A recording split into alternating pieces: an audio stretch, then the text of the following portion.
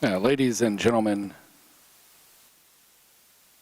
the start of tonight's broadcast will be delayed. The start of the game will be delayed to at least 7:25. We are currently in a lightning delay.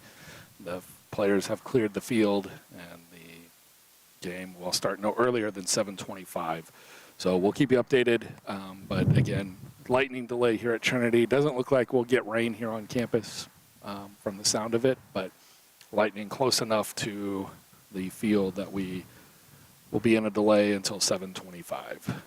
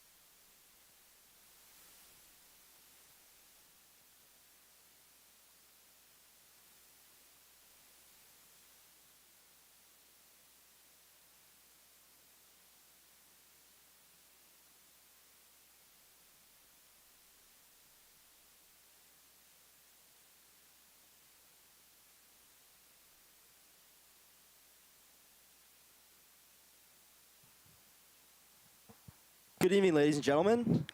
The Trinity versus Schreiner baseball game should start about here in 10 minutes with first pitch going out at 9:15.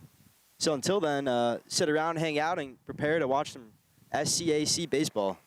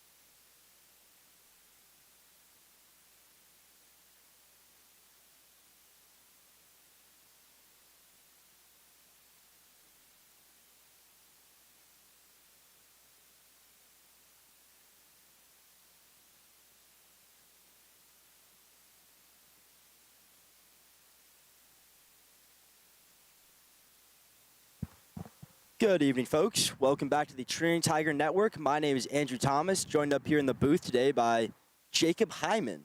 Now, Jacob, you go to Schreiner, used to play baseball there. How are you feeling tonight about today's game so far? Well, we're a little exhausted after the 2-hour rain delay. None of us really thought that we were even going to play baseball here today, but we're finally out here. It's a beautiful night here. The skyline is looking great. It's cleared up a little bit here in San Antonio, but feeling a little anxious. I guess I can definitely say that. Trinity Tigers, obviously a very strong program coming into today with a 16-2 record on the season. Both their 2 losses coming in SCAC play. So definitely a very worthy opponent, and it's going to be a tough challenge for the Mountaineers here today, but I'm excited to see how it turns out. Now, your lineup today for the Trinity Tigers are going to be taking the field first. In center field, we have number 24, Caleb Woodward. In right field, we have number 9, Maddox McDonald. In center, we're going to have Nicholas Lazara. Sorry, catcher, we're going to have Nicholas Lazara. Sorry, folks. And left field, we're going to have number 8, Nicholas Jones. First base, we're going to have number 25, Brendan Nelson. For your designated hitter today for the Tigers, it's going to be Thomas Moss. Third base, we're going to have number 33, Kai Tinker. At second base, we're going to have number 11, Coney. At shortstop, we're going to have Camp Champness. And at pitcher, on the mound today, number 46, Jace Clay, the freshman. Mountaineers in black top compared to the whites today for Trinity. Daniel Rodriguez, the leadoff hitter, he's ahead in the count 2-1. For the Mountaineers, they get Daniel Rodriguez playing third, Shane Joseph in left, AJ Rodriguez playing center, Blake Juarez at first, Ethan Costello, the local kid, doing the shortstop. There's a ground ball to short. Nice backhanded over there. Throw on to first in time. Nice play over there at shortstop by Champness, who's getting the start today for the Tigers, 1 away. Indeed, really good play there by the Tigers, able to start off, a 2-hour rain delay, right? They're a little rusty right now. Be interested to see how the arms react, especially after the long rain delay. Pitchers kind of got ready to go, and then about, say, 10, 15 minutes before first pitch, they shut everything down, sent the teams back to the dugout. So it'll be interesting to see how the command is for both pitchers as Clay's ahead. 1-1 the count to Shane Joseph, Mountaineer left fielder from Pflugerville, Texas. Takes a good breaking ball by Clay for strike 2. Indeed, Clay doesn't really seem to be stressed or, fixed up on the 2-hour delay. Fouled back by Joseph. Clay's done pretty good for a freshman arm. He's got a 3.06 ERA, a 3-1 record in 7 appearances, 35 1/3 innings pitched, 17 runs on 24 hits.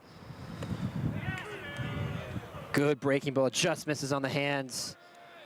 2-2.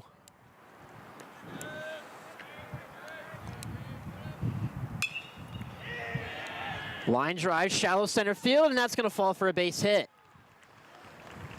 Shane Joseph, with some good 2-strike hitting, puts it into center field. The Mountaineers have a base runner with 1 out.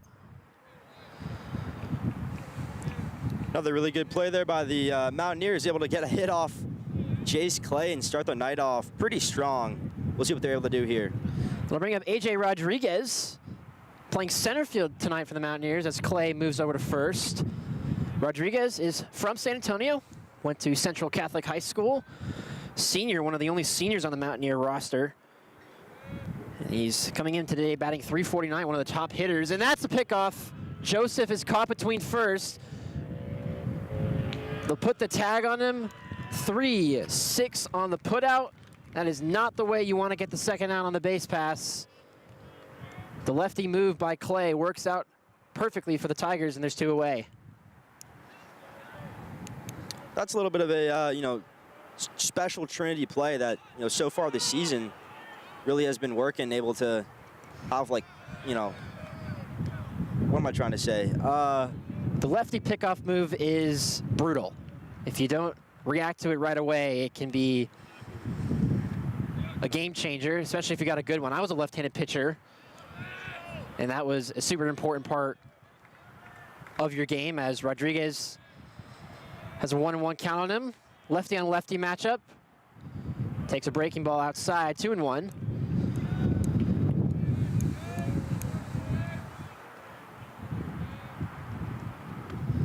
That one catches the inside corner, but just misses. 3-1. Clay's bringing some juice from the left side. It's been around the 88 range so far in this first inning. 3-1 pitch. That one's in the zone for a strike, and the count goes full.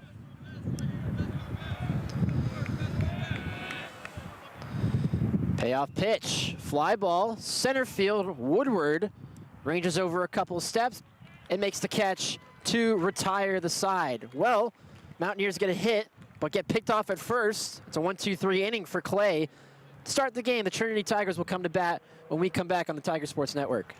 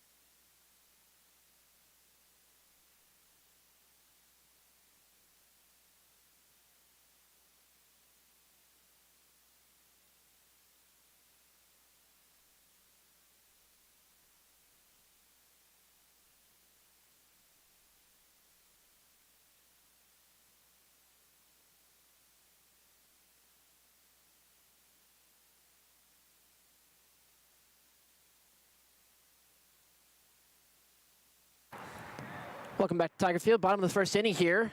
Tigers will come to bat facing Josh Morantes for the Mountaineers, making his first career start. He's a freshman, has made a couple appearances out of relief for the Mountaineers, but making his first start today for Coach Brisbane and the Mountaineers against a very, very tough opponent.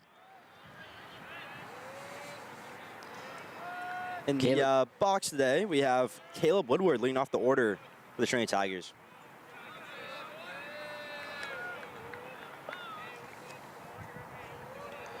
Woodward, one of the Tigers' best hitters, batting .309, has played in every game, 25 hits and 81 plate appearances.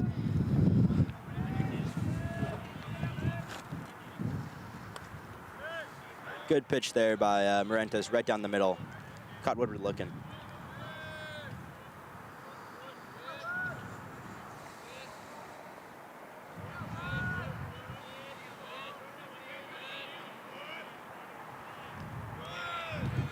Correct me if I'm wrong here, but I believe this is the 10th game that Morantes has appeared in so far this season. That is correct.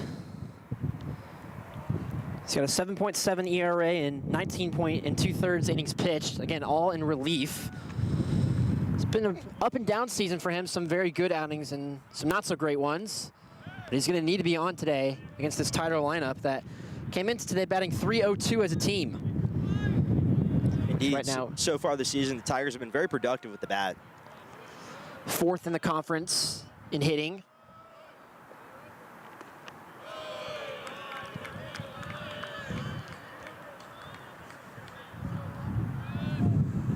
Full count now for Woodward.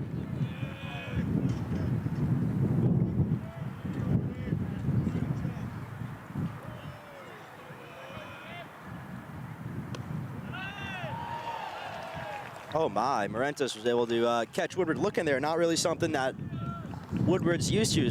Trinity seems to kind of be showing signs of maybe being a little tired, considering it is almost 10 p.m. here in San Antonio, Texas. Yeah, Woodward doesn't strike out very often, only 15 Ks on the season. But Morantes on a 3-2 count was able to catch one of the best hitters for the Tigers looking. Impressive start.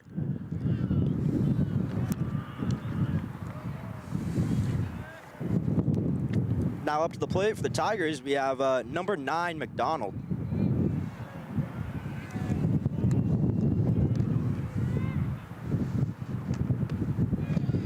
McDonald, the 6'1" senior out of San Antonio, Texas, who currently plays outfield for the season so far, has been batting .316 with 98 at-bats, 26 runs, and 31 hits. And it hits him. Not the way Morentas really wants to start that one off after getting a big strikeout against Woodward.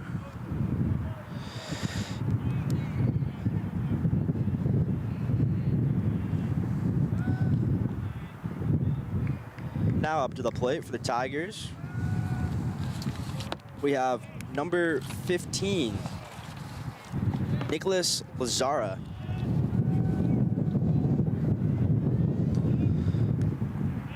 Lazara coming into today, one of the hottest hitters in the whole SCAC, batting .400, one of only 7 hitters in the entire conference batting over .400. Has played and started in every game so far this season, 36 hits and 90 plate appearances, 3 bombs, 29 driven in.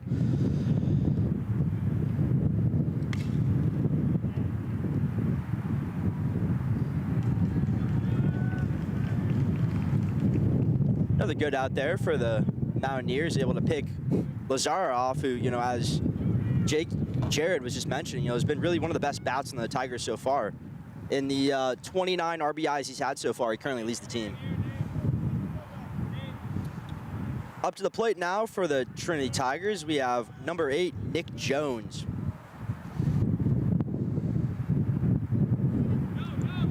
Oh, they got him picked off. Nicely done that time by Aiden Brohard. The Mountaineer catcher caught McDonald sleeping over there at first. Another very quick out here on the Trinity Tiger baseball field. And ladies and gentlemen, we'll be right back after this short break.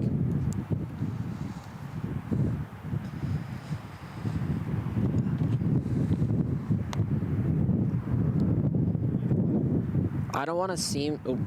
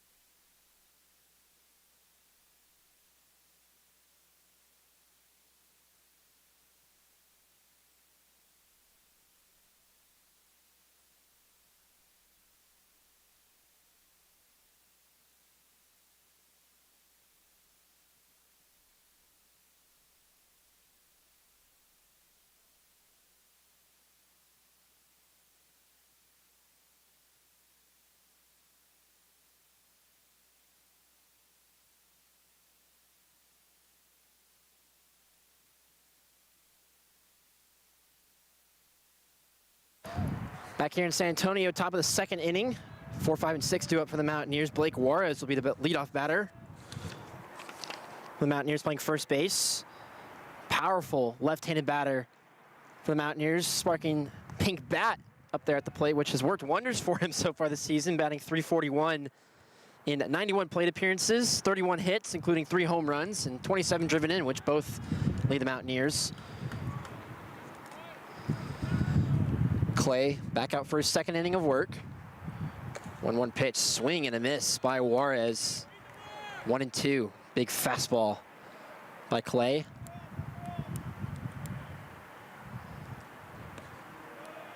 One-two pitch, misses low, 2-2. Clay working very quickly up there on the mound from the left side. There's a ground ball to short. Again over there, making the play, throwing over to first. Nicely done, that time by Champness. 2 opportunities out there at short. For the Tigers shortstop, makes them both. And Juarez is retired for the first out here in the second. Really good start there by the Trinity Tigers. Champness able to get over there and make a little hop, step, and a throw, and able to get the first out. Ethan Costello will step in for the Mountaineers. Another San Antonio kid, went to Brandeis High School, takes strike 1. A pair of good breaking balls. Quickly ahead 0-2. Fouled off.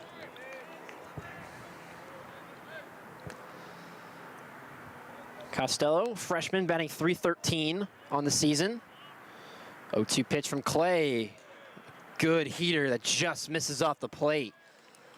90 miles an hour from the left side. That's a tough ask for a hitter. But just misses off the plate, 1-2. Here comes from Clay. Swing and a miss, strike 3. First strikeout of the day for Clay. And 2 up, 2 down here in the second.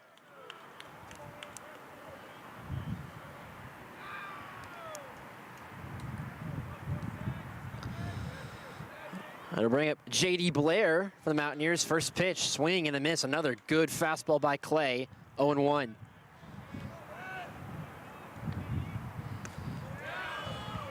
Blair, the freshman out of Mico, Texas, so far this season, has had 19 appearances. He's currently batting a little below 300 with 298.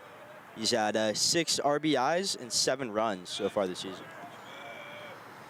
Very freshman deep lineup for the Mountaineers. 0-2 pitch, called strike 3. A dominant inning for the freshman Jace Clay from the left side. Absolute fuel coming off that left arm. Mountaineers go down in order. Trinity will come up to bat in the bottom half of the second inning when we come back on the Tiger Sports Network.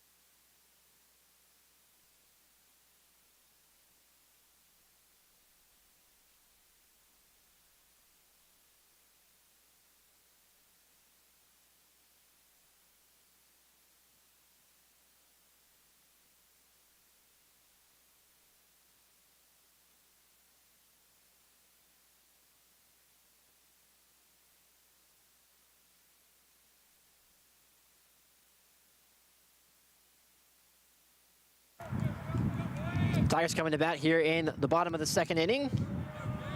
4, 5, and 6 due up for the Tigers. Jones, who had an at-bat going in the last inning, but had to walk back to the dugout after the pickoff at first base, will stride back in there. First pitch by Morantes misses off the plate, ball 1. Very busy week here in San Antonio. Feels like the entire sports world is fixated on this city. You have the Final Four, obviously, taking place tomorrow and Monday at the Alamo Dome. Swing and a miss by Jones, 1-1.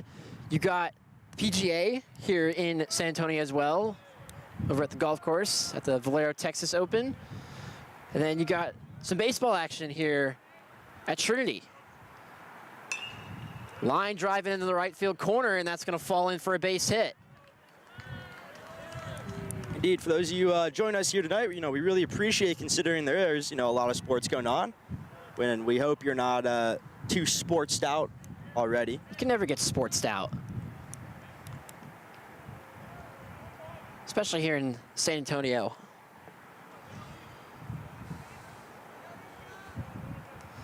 Now up to bat, we have number 25, Brandon Nelson, the senior out of Missouri City, Texas. First pitch by Morantes, misses off the plate. So far this season, Nelson's batting .339 with 56 at-bats, make this number 57. 9 hit runs and 19 hits so far. Curveball misses off the plate, 2-0. So Morantes in a little bit of a sticky situation after giving up the leadoff hit.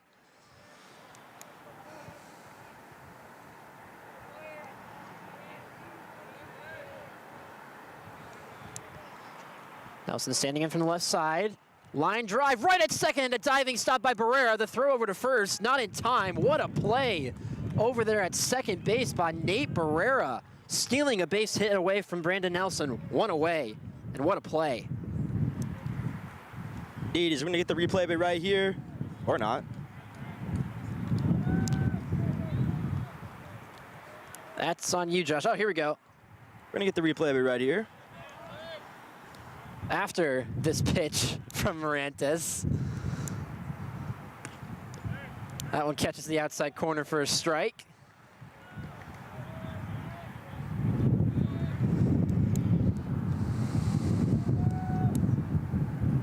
Thomas Moss is the batter for the Tigers. Breaking ball swung on and missed, strike two quickly. Ahead in the count is Morantes. Moss batting .467 and is only making his fourth start of the season. 7 hits and 15 at-bats. He's got a home run, driven in 5. He's continuing to earn more and more playing time, but swings and misses and goes down on 3 pitches. Second strikeout for Morantes and picks up a big second out here in the second.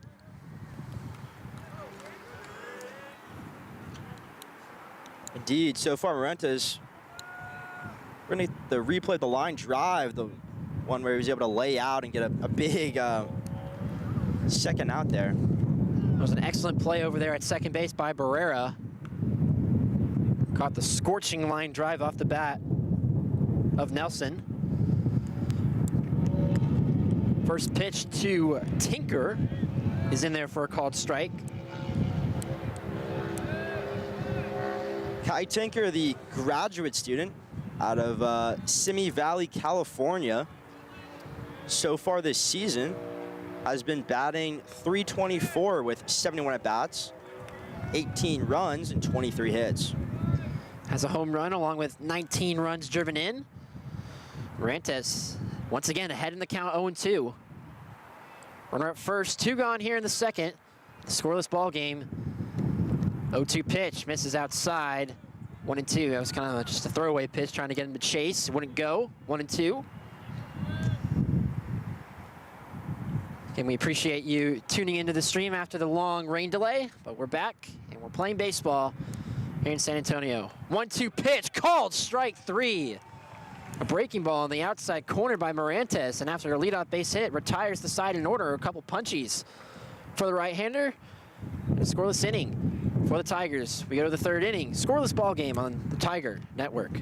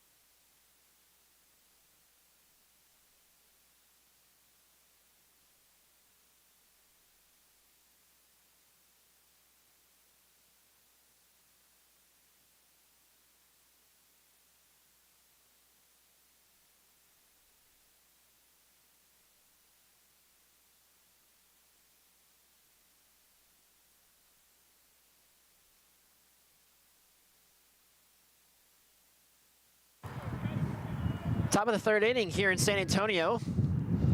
Scoreless ball game. Clay back out for another inning after a dominant top half of the second inning. A check swing by Barrera, and that might be in no man's land.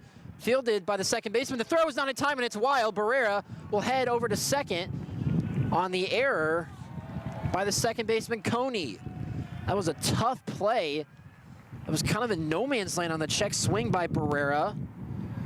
We're going to get the replay of it right here. Jace Clay kind of turned his back, wasn't really expecting it to go that short necessarily. And Coney just kind of overthrew it. He was on the run and just wasn't able to make that play. Well, it's not exactly the way you draw it up, but Nate Barrera is standing on second base. That'll be an error, like I mentioned, on second baseman Coney. And so suddenly, Mountaineers have a threat. Aiden Brohard, the catcher, steps in. Brohard batting 208 on the season, doing the catching duties today for the Mountaineers. Usually swaps out with J.D. Blair.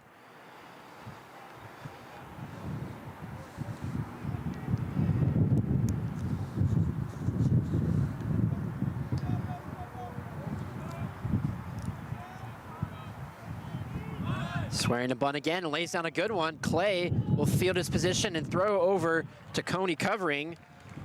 But Brohard gets the job done, moves the runners over 90 feet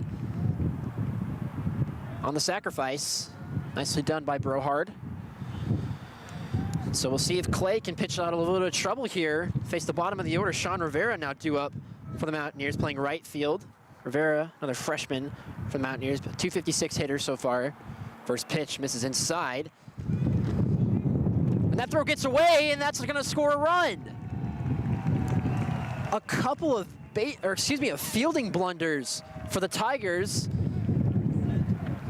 And the Mountaineers jump out to a 1-0 lead. Get the replay of it right here. Definitely not the way that the Tigers want to give up the first run of the game. You're just gonna kind of see Jace Clay a little bit out of reach. And Mountaineers able to take an early lead here tonight in San Antonio. Rivera grounds it foul. I mean, as a baseball coach, one of the things you teach your middle infielders is to always back up the throw from the catcher in case something like that happens. But both Coney and the shortstop Champness were kind of standing still there. As there's a ground ball to third. That's going to be a tough play for Tinker. On the run, dugout at first by Nelson for the second out. Big throw there by Tinker. Able to, we're going to get the replay of it right here, but a little bit just kind of bounced around. Tinker able to get there and make a throw barely in time. We're going to see barely there. Really good throw. Had to get that ball out quickly with a speedy Rivera. And so now the top of the order coming back up for the Mountaineers. Schreiner has been struggling a little bit as of lately. They got swept by St. Thomas last weekend after taking back-to-back series against Centenary and Dallas. In that series, they had 25 hits and left 31 runners on base. It's not exactly how you win ball games. Staff ERA is at 10.29, which is at the very, very bottom of the SCAC rankings. But yet, still, Mountaineers sit at 6-15 in conference play, which is kind of in the middle towards the bottom of the pack as Rodriguez goes down on 3 pitches to retire the side. So Clay gives up the 1 run on 2 errors by the Tigers. Mountaineers strike first. Trinity will try to answer in the bottom of the 3rd when we come back on the Tiger Network.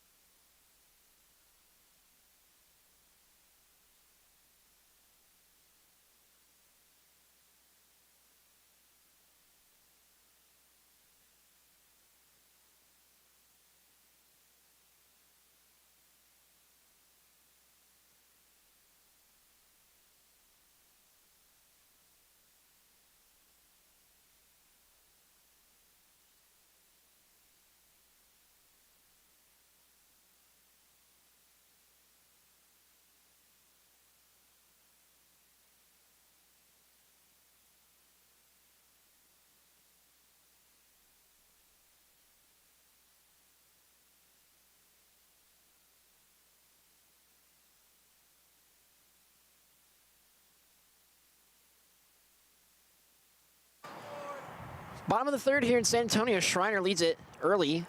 1-0 the score. It'll be 8-9-1 due up for the Tigers. Coney to lead things off for Trinity. Calfani Cohen batting .278 so far this season. 15 hits and 54 plate appearances. First pitch by Morantes. A curveball drops in there for strike 1. Take a look at the SCAC standings so far coming into today. TEU, Trinity, way atop in the standings with a 16-2 record. Next closest is Concordia at 16-5. Trinity, or excuse me, Texas Lutheran, as there's a line drive right back at the middle for a base hit. Coney picks up hit number 16 on the season, and another leadoff base runner for the Tigers. Get the replay right here, just kind of right by Morentas, not really able to get there in time, and Tigers are able to start off this inning hot as they, are looking to retake the lead. Scary sight whenever you're a pitcher, seeing a line drive come right back at you. Morentas moves over to first. As I was saying, Texas Lutheran sits at 13-5, but they were playing St. Thomas, who currently sits in fourth at 11-6, and lost a doubleheader today. So St. Thomas is now up to 13-6, and TLU at 13-7. That's a big series over there in the Houston area as Champness swears to bunt, fouls it back, 0-1. McMurray is currently in the cutoff right now. Only 4 teams make the SCAC tournament. They're sitting at 11-7. Southwestern is 8-9, and then there is a 4-way tie with Centenary, Austin College, Schreiner, and Dallas at 6-15, and Ozarks sits at the bottom of the SCAC with a 4-14 record. Tigers will welcome the Centenary Gents next week here in San Antonio. Big homestand coming up for the Tigers. Squaring a bunt again, but pulls it back as it misses outside 1-1.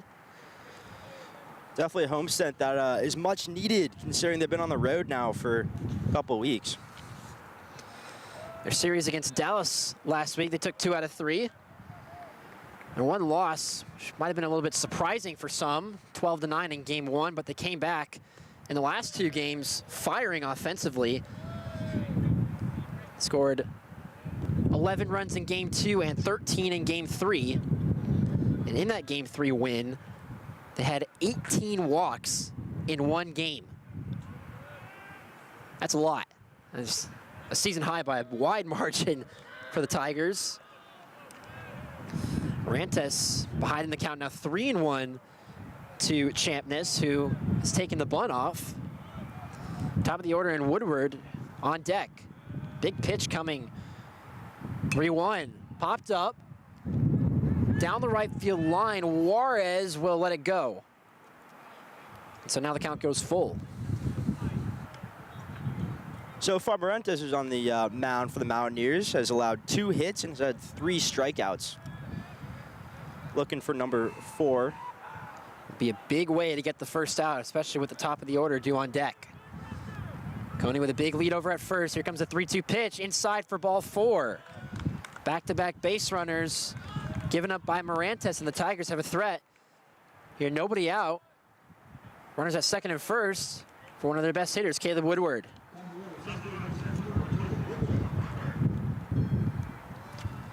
Woodward struck out looking his first time off Morentas to lead off the ball game. But now it's presented with an RBI chance here in the bottom of the 3rd. He squares to bunt, lays it down the third base line, and it goes foul. The third baseman Rodriguez was kind of played a little back. It's usually Morentas' ball to cover down the third base line. Would have been a tough play to get the speedy Woodward out.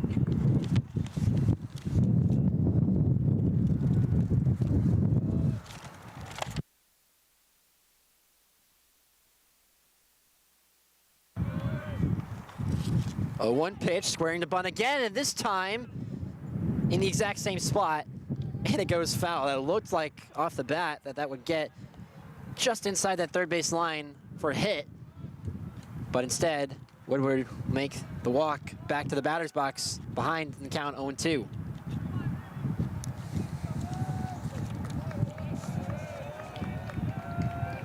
I believe this is our longest at bat so far of the night. 0-2 pitch, line into right field, and that's a base hit. Coney is being waved around third. He'll come in to score. Heading into third is Champness. The throw not in time, and the Tigers have tied it up here in San Antonio. It's now 1-1. We're gonna get the really powerful hit there by Woodward right down the line. We're gonna get the replay of it right here. Just kind of sped past the first baseman. The catcher kind of was out of position trying to cut off Coney coming in. Just wasn't able to get the throw in time.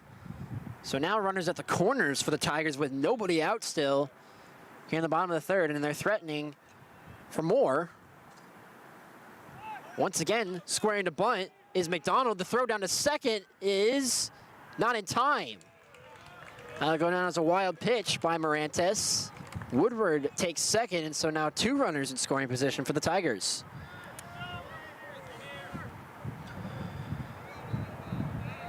Maddox McDonald will try and get the job done for the Tigers and give them their first lead of the day. 1-0 pitch. Line drive into right center field. That is going to fall into the gap for a base hit. 1 run is in to score. They're going to wave Woodward around third. The throw is into second. It's not in time. 2 runs come in to score, and the Tigers lead 3-1. Gonna get the replay of it right here. Right down the middle, big hit right into the gap. No one there. And Tigers able to, take their first lead of the night so far. And a big one nonetheless, considering it is bottom of the 3rd. Good response for the Tigers after losing the lead, and we're gonna have a pitching change here in San Antonio. Morantes' night is done. We'll see a new arm for the Mountaineers come up when we come back. Tigers take the lead. They lead it now 3-1 on the Tiger Network.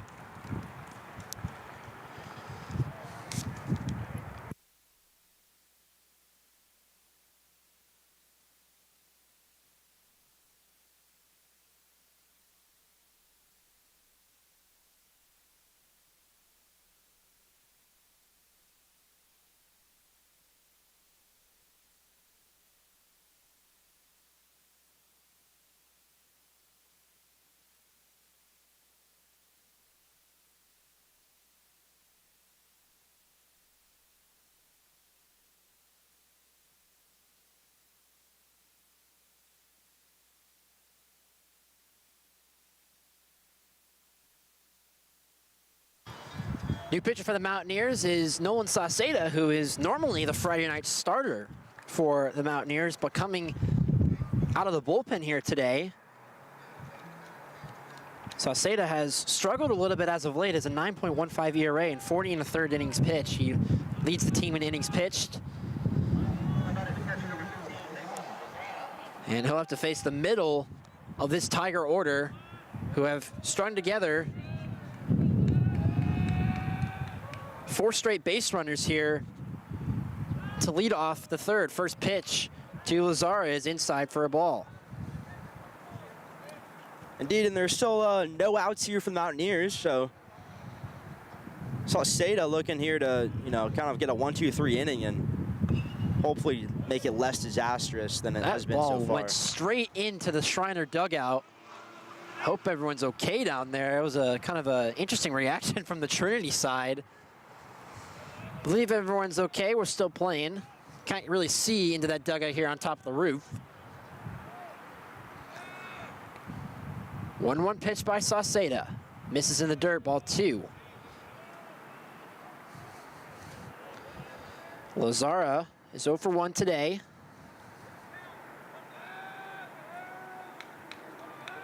Lazara, though, it's most definitely one of the more productive hitters here for the Tigers, as coming into this series and in this game has had 29 RBIs. She currently leads the team in. He's got another RBI chance here with a runner at second. And he's ahead in the count 3-1. A big pitch coming from Sauceda.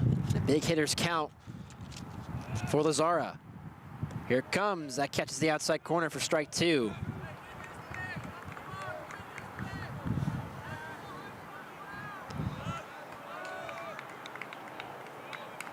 Tiger lefty trying to extend this inning. 3-2 pitch, fouled off. We'll do it again, 3-2. Mountaineers got the first run of the game in the top half of this inning, but the Tigers have responded with 3 runs with nobody out here in the bottom half of the 3rd, and looking for more. 3-2 pitch, grounded foul again. So good at bat here, strung out by Lazara. And we'll do it once again at 3-2.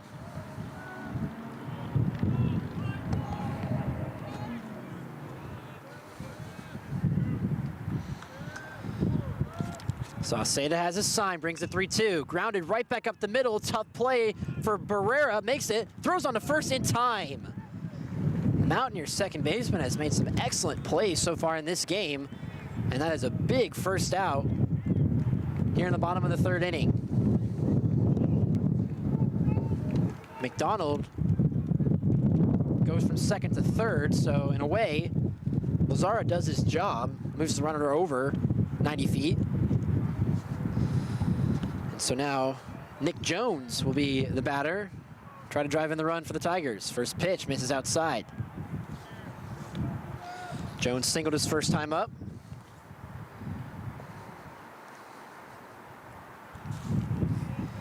Trying to add on to this Tiger lead. Fouls it off. Jones, who coming into this conquest, currently has 14 RBIs. He's currently in a really good position to get number 15 of the season so far. Ball in the infield would do the job. Ball in the air certainly would as well with the speedy McDonald over at third. Wind starting to pick up here on the roof, blowing straight out to left field. Could see some balls flying today if put in the right spot. 2-1 pitch, misses outside, 3-1.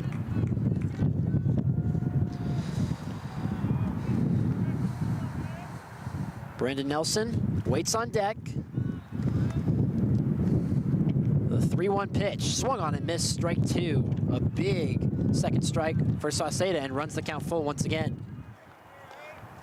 Jones there trying to look for the swing for the fences. He was really buckled in, trying to drive that ball.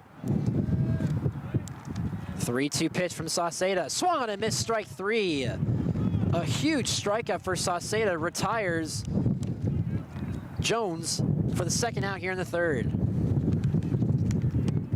A little bit of a catcher stare down by Burchard right at McDonald. There's a big first strikeout of the day for Nolan Sauceda, who has retired the last two since coming into the game. Brandon Nelson, the hitter, takes first pitch inside for ball one. Nelson lined out to Barrera his last time up on a superhero diving catch over there at second. Trying to drive in the run, but grounds it to short. Costello fields it cleanly, throws on to first in time, and Nolan Sauceda comes out of the bullpen and retires three straight Tiger hitters to retire the side. But Trinity does take the lead back. They score 3 runs with nobody out, highlighted by the 2-run single by Maddox McDonald. They lead it 3-1. We go to the fourth on the Tiger Network.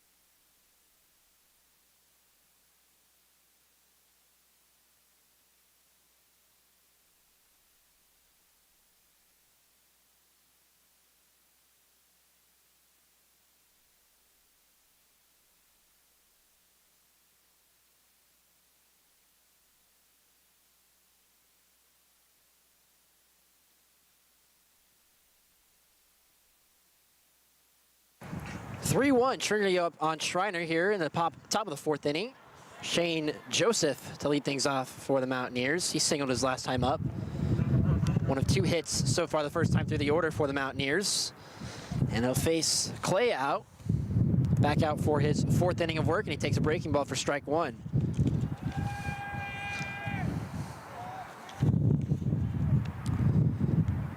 Oh, 1 pitch, misses downstairs. Clay, as we mentioned, the freshman making his 6th start of the season. I imagine we will see Tigers ace Trajan Lee tomorrow. Lee coming off an outing last week against Dallas. A complete game shutout. 1 hit, given up 9 strikeouts for the Tiger right-hander. Earned himself SCAC Pitcher of the Week for the 2nd time this season. Clay so far today has allowed 2 hits, 1 run, and has had 3 strikeouts. Looking for another one here. 2-2 pitch, foul back, and that one's up on the roof. That baseball will never be touched again. And it's still 2-2. For those who have never had the privilege of making their way onto the Trinity Athletic Center roof, here comes the 2-2 pitch. That one's lined into shallow center field. Coming hard as Woodward and Hill don't get there. Another hit for Shane Joseph, his second of the day, and the Mountaineers have a leadoff base runner. I'm gonna get the replay of it right here. Jace Clay pretty much right down the middle. And it's not a very competitive two-strike pitch, a kind of breaking ball that just kind of floated in there, and Joseph was able to pick up his second hit. As I was saying, though, if you haven't made your way up to the roof of the athletic center, there is a graveyard of baseballs that are sitting over by one of the vents from the loads of foul balls that come onto this roof.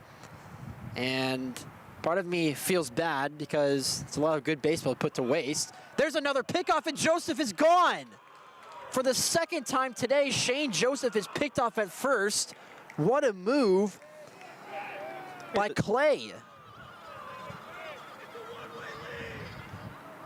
Gonna get the replay of it right here. Clay just kind of staring at him.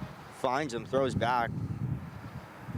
Third base coach for the Mountaineers absolutely furious at Joseph, who is picked off for the second time today. Such a deadly move by Jace Clay over to first. AJ Rodriguez is now the hitter for the Mountaineers, and he's got a 1-1 count. Rodriguez currently leads the Mountaineers in hits this season as he takes a breaking ball for strike 2. He's got 38 hits on the season so far. Pokes that one over to third. Great adjustment over there by Tinker, and he recovers and throws over to first for the second out. Another big, very clinical out there by the Tigers. That play is a lot harder than it looks. You can see by the replay, Tinker kind of, well, you couldn't really see from that angle, but Tinker initially thought that that ball was going to be a short hop and had to adjust to it. Picked it and threw over to first for the second out. Bring up Blake Juarez for the Mountaineers. 0 for 1 today. Juarez from the Houston area. His older brother was a member of the Schreiner Mountaineers baseball team. Tyler Juarez was a second-team all-conference outfielder last season. Graduated this past year. Passing the torch down to his younger brother Blake. Fly ball, shallow left field. That should be routine for the left fielder Nick Jones, who makes the catch to retire the side. Well, very similarly to the top of the first inning for the Mountaineers, they get one hit and get picked off at first, and it ends up being a 1-2-3 inning for Jace Clay. Still a 3-1 Tiger lead. We go to the bottom of the 4th inning on the Tiger Network.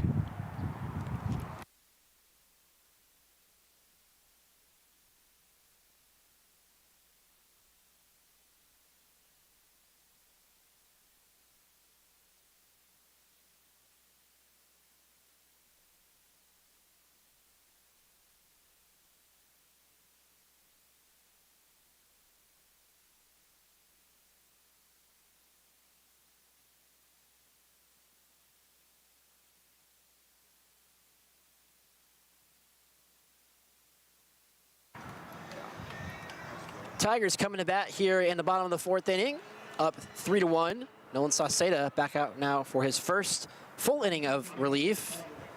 Did a nice job coming out of the bullpen for Morantes in the bottom of the 3rd inning. Retired 3 in a row to get out of a jam. So you got Mr. Rosales coming over here. Hi, Reed. First pitch misses off the plate for ball 1. Not sure why Mr. Rosales wasn't on the call. He's made, what now, 415?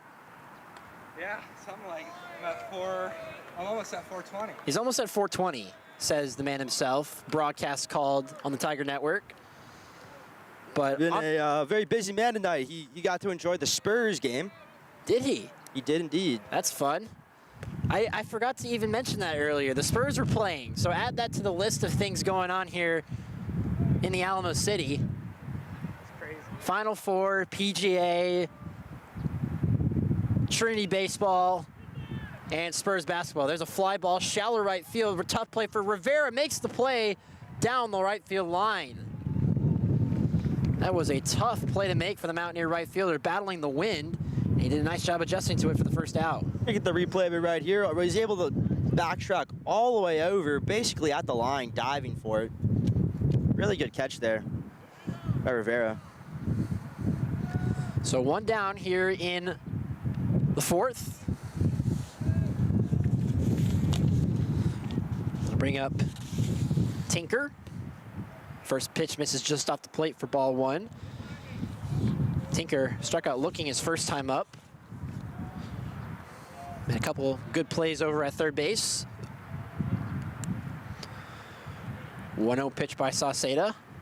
Curveball drops in there for a strike.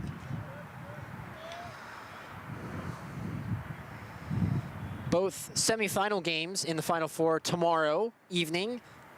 I believe the first game tip-off is at 5 p.m.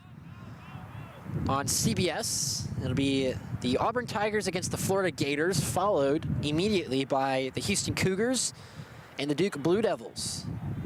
4 1 seats in the Final Four for just the second time ever. 1-2 pitch by Sauceda misses up the stop. 2-2. Indeed, so far the March Madness this season really hasn't had a lot of Cinderella stories. Kind of lame, in my opinion, as there's a line drive into right field, and that's going to drop for a base hit. Tinker was a good two-strike approach, drives it the other way, picks up his first hit. At the replay right here, very good first hit here by Tinker. Able to get, right over the second baseman and Barrera. Hopefully start off, the Tigers' bats here in the bottom of the fourth. The bottom of their order has been producing so far. Coney strides in. He started the Tiger 3-run third inning with a single.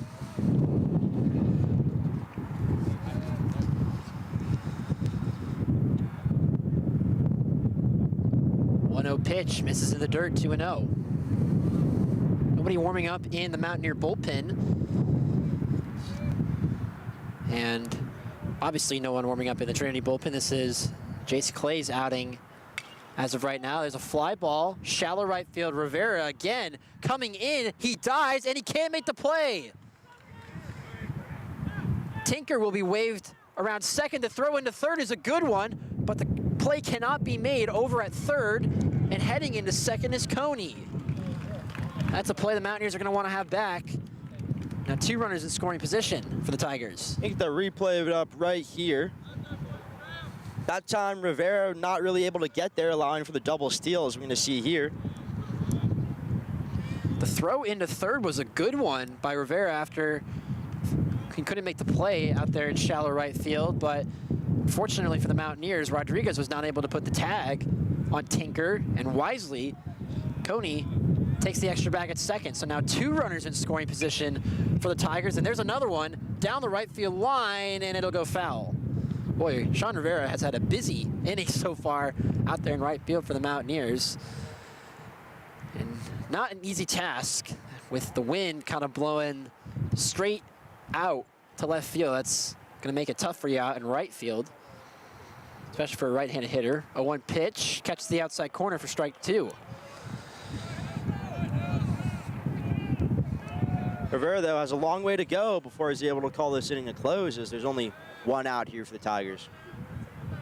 However, Sauceda headed in the count 0-2 on Champness. There's a fly ball, shallow left field. Joseph will make the catch. Tagging is Tinker, and he will score. So, a sac fly for Cam Champness. Drives in a run for the Tigers, who expand their lead to 4-1. That's how you do a job, right there. Was able to get under that breaking ball by Sauceda. Pokes it into left field for the sac fly. So, that'll turn back over to the top of the order. Caleb Woodward. He singled his last time up, drove in a run. First pitch by Sauceda as a curveball that misses in the dirt, 1-0. all this talk of other sports going on down here in San Antonio, there's one team we forgot, which is the San Antonio Missions. Right. Who today was able to pull off a close 5-4 victory at home. So there you go. More action in San Antonio. Woodward fouls it back 1-1. I would say it's the sports capital of the world this weekend. So definitely a fair argument for that. The women's Final Four is currently taking place in Tampa, Florida. First game of that semifinals between Texas Longhorns and the South Carolina Gamecocks concluded. Longhorns season came to an end at the hand of the Gamecocks, the best team in the country, in my opinion. Semifinal number 2, I believe, is UConn. We'll be taking on, who else is UConn playing? We'll update that in a sec, as there's a curveball that drops in there for strike 2.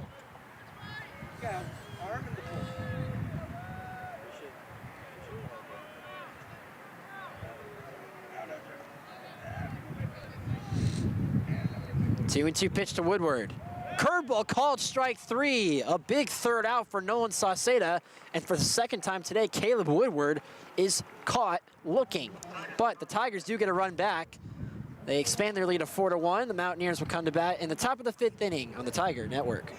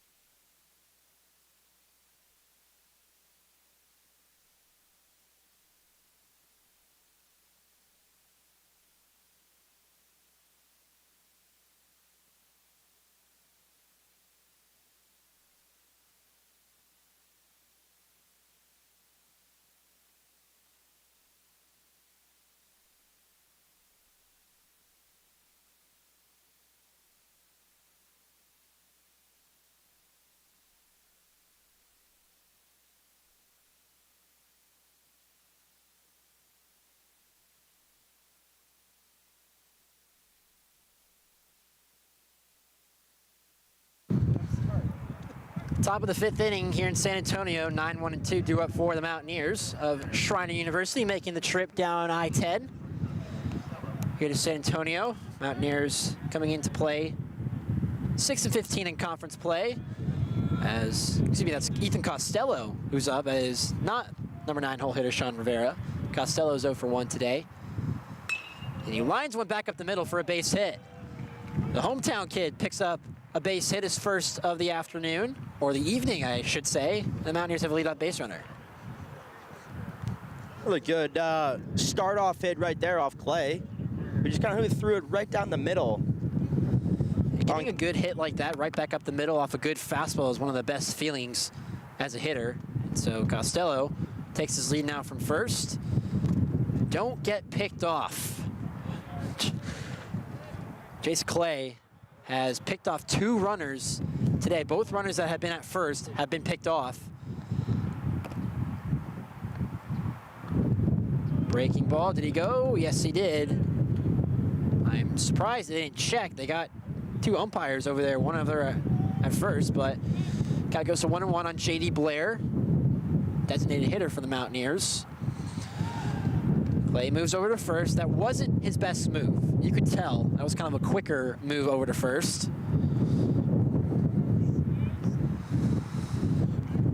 1-1 count to Blair. Breaking ball misses low. 2-1. We got our first base cam over there by Josh in the production room. Newly introduced. There's the move over to first, but Costello is back safely. Blair came into today batting .298 for the Mountaineers. 17 hits and 57 plate appearances. Another move over to first, and he's back safely. Boy, that move is so deceptive. He breaks his arm so similarly to how he would when he goes to the plate, and at the last possible second, goes to first. Blair fouls it off the screen, 2-2. Definitely tell why he has been able to pick off 2 runners so far in this game. Granted, that runner has been the same player, Shane Joseph, but the pickoff has been excellent for Clay. 2-2 pitch to Blair. Swung on and missed, strike 3. The high heater blows it right by J.D. Blair. And Clay picks up a strikeout for the first out here in the 5th. That is Clay's 4th strikeout of the night so far. Another move over to first, and Costello walks back in. Nate Barrera will be the hitter. Made a couple excellent plays over there at second. And for Barrera, in this building, he hit a home run earlier in the season. Mountaineers played DeSales at Tiger Baseball Field. And in that game, Barrera hit a absolute no-doubt home run over the left field wall. Fortunately, the Mountaineers dropped that game to DeSales, as did Trinity later that night. So Barrera knows a thing or two about hitting in this ballpark and trying to keep this inning going for the Mountaineers. Runner at first, 1 out, top of the 5th. Swung on and missed by Barrera.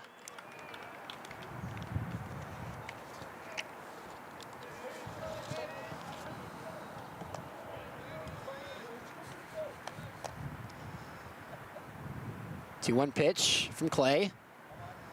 Another fastball, foul back. And the count goes to 2-2.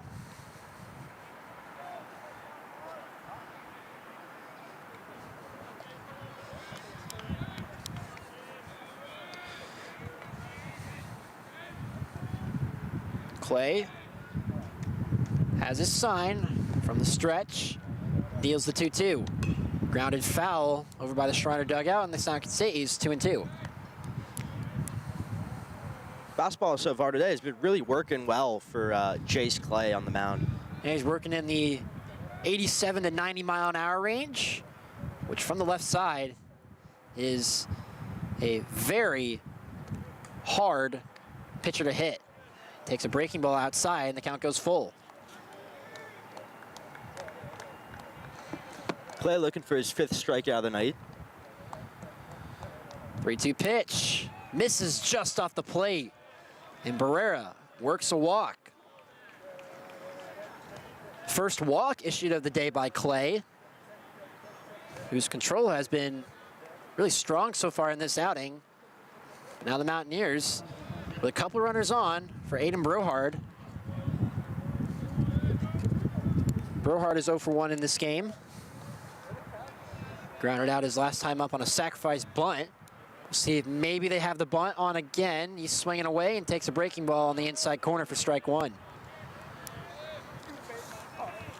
Brohard, though, if he's able to get it hit, you know, the Mountaineers are definitely in scoring position right now. That could potentially claw back into this lead. Fly ball, shallow right field. That's going to be a tough play, and it's caught out there in right field by McDonald. And it was shallow enough to where Barrera over at second is held up. See the replay of it right here. Running back in, called a second baseman. Coney off pretty much the last second. Able to make a big read. catch, though. Yeah, that was a great read over in right field by McDonald. So now 2 gone from the 9-hole hitter, Sean Rivera. They try to pick off the runner at first. Wow, that's an interesting move you don't see very often. A back pick runner at first with 2 on, but Barrera is back safely. And we're gonna have a quick mound visit here by Coach Dave Smith, pitching coach for the Tigers. The pitching staff has been so good for the Tigers for years now. Currently lead the SCAC in ERA, 3.92 ERA across their pitching staff. 242 strikeouts for the Tigers, also leads the SCAC.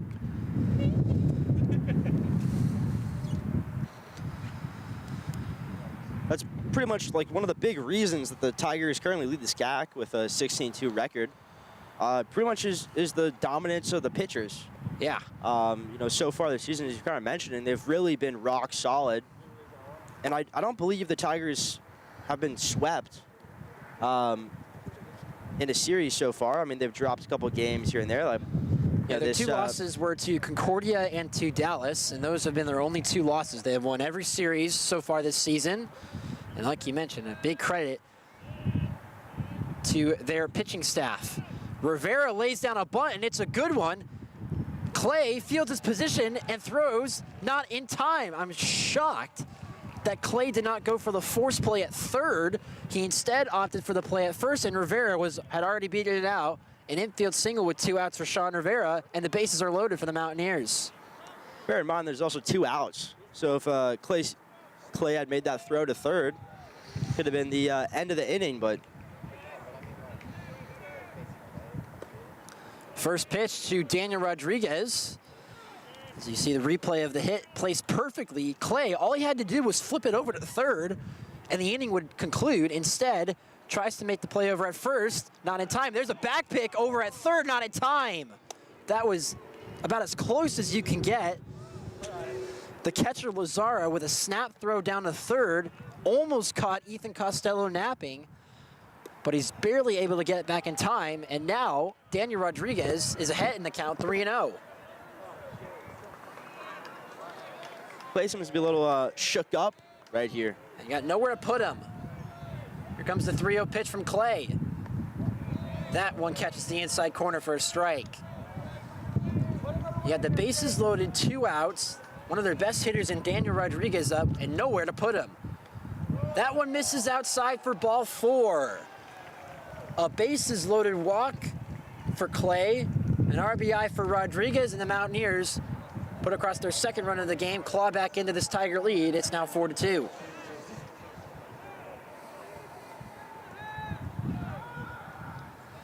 So that'll bring up Shane Joseph, who has 2 of the 5 Mountaineer hits so far in this game. That one catches the upper part of the zone for a strike. A base hit here, score 1, maybe 2, and if placed in the right spot, maybe even 3. Big spot here for the Mountaineer left fielder. He takes the ball upstairs and another back pick, not in time. Boy, Lazara with that snap throw over to third has been really sneaky, but the Mountaineers are able to get back. Line drive, right field, moving over is McDonald, and he makes the catch. Well, Joseph put the ball in play hard, but right at the right fielder McDonald, and Clay escapes with only the 1 run, but Schreiner does claw into the Tiger lead and make it a 4-2 ball game, but Trinity still leads as we go to the bottom of the 6th inning on the Tiger Network.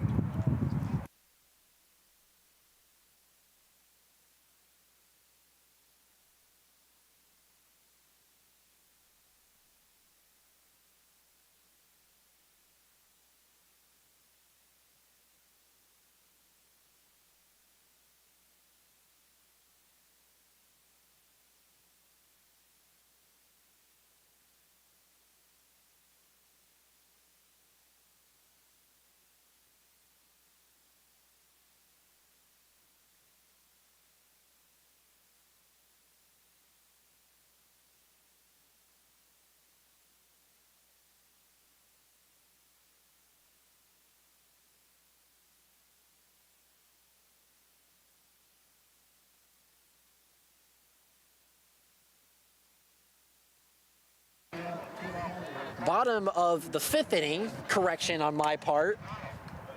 Tigers coming to bat here, leading 4-2. The Tigers softball team has made their way back from Kerrville after their outing against the Mountaineers, Where they were able to pick up a dominant win, 12-2. Tiger softball against Schreiner softball.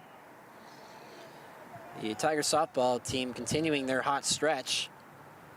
Currently sitting in 2nd in the SCAC, only behind the juggernaut Texas Lutheran Bulldogs, who, like Trinity in baseball, have absolutely dominated the SCAC in softball for the last 12 years. My partner over at Schreiner, Ted Davis, would always bring in the record of Texas Lutheran's softball team in conference, and I believe it was something ridiculous as 290 wins and 8 losses. Never lost a series. They have never lost a SCAC series, and they have won at least the SCAC regular season or postseason titles in every year since they joined the conference. There's a foul ball. That one there definitely had the velo and the height. to hit the wall, just not fair enough there. McDonald, though, really showing off, his bat power right there. Donald in this game has a hit. The 2-2 pitch, swung on and missed, strike 3. Sauceda picks up a big strikeout on the leadoff hitter, Maddox McDonald. 1 gone here in the 5th. It's been a rare leadoff out for both teams. So far in this game, the leadoff hitter has really produced. 3 hitters have reached on leadoff hits in this game for the Tigers, and 2 have reached for the Mountaineers. So they've been off to good starts, swinging the bat out of the gate. We'll bring up Lazara, the catcher for the Tigers. Lazara is 0 for 2, stepping in for his 3rd at bat. An uncharacteristic start for the Tigers' best hitter. Came in today batting .400, 7th in the SCAC in hitting, 36 hits in 90 plate appearances, 3 home runs and 29 driven in out of that 3-hole. 1-1 pitch, misses just off the plate. Tried to get him on a changeup, but just misses off the plate. Sauceda has done a good job out of the bullpen for the Mountaineers in a non-traditional bullpen outing for him. Normally the Friday night starter for the Mountaineers. There's a soft ground ball over to second. Barrera will, nope, he'll bobble it. Throw on to first, still gets Lazara in time. That looked like a routine play over there at second by Barrera, but had a little bit of a bobble, as you can see on the replay. I was in that replay, tried to get it up out his glove, not quite able to flick it over, and Lazara had a hope there for a second, but just not quite able to beat the throw. So Lazara 0 for 3 to start this game. It'll bring up Nick Jones. First pitch swinging, fouls it straight back, almost right into that track man, right behind home plate. One of the things I like about Trinity's ballpark is that velo gun reading right behind the plate. Especially at the Division III level, it's not very often you see your speeds relayed to you right away. Obviously at the Division I, Division II, it's a lot more common you see that. But Trinity's got, in my opinion, one of the premier Division III facilities in the entire country. Indeed, we definitely take pride in our sports here at Trinity. 1-1 pitch, ground into third. Rodriguez gloves, throws on to first, and what a stretch over at first by Blake Juarez. Saved Daniel Rodriguez of a throwing error, and the side is retired. We're gonna check out this stretch. We're gonna see here on the replay. Acrobatic over there at first by Blake Juarez. A 1-2-3 inning for Nolan Sauceda, and it's still a 4-2 Trinity lead. We'll be back on the Tiger Sports Network.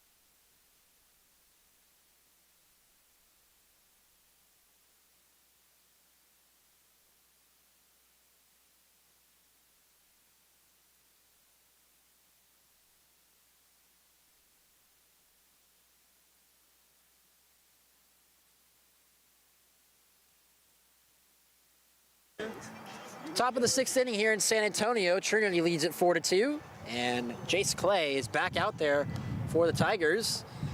He has controlled his pitches well. He's sitting on around 80 pitches right now through 5 innings. And back out for his 6th inning of work. He'll be facing the middle of the Mountaineer order. AJ Rodriguez will lead things off. First pitch, fastball on the outside corner for strike 1.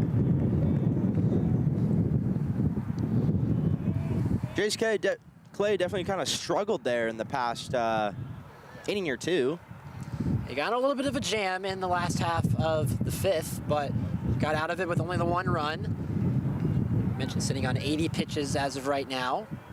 Could go another inning or two. 1-1 pitch to Rodriguez, grounded softly. The pitcher, Clay, fields his position and throws it over to first.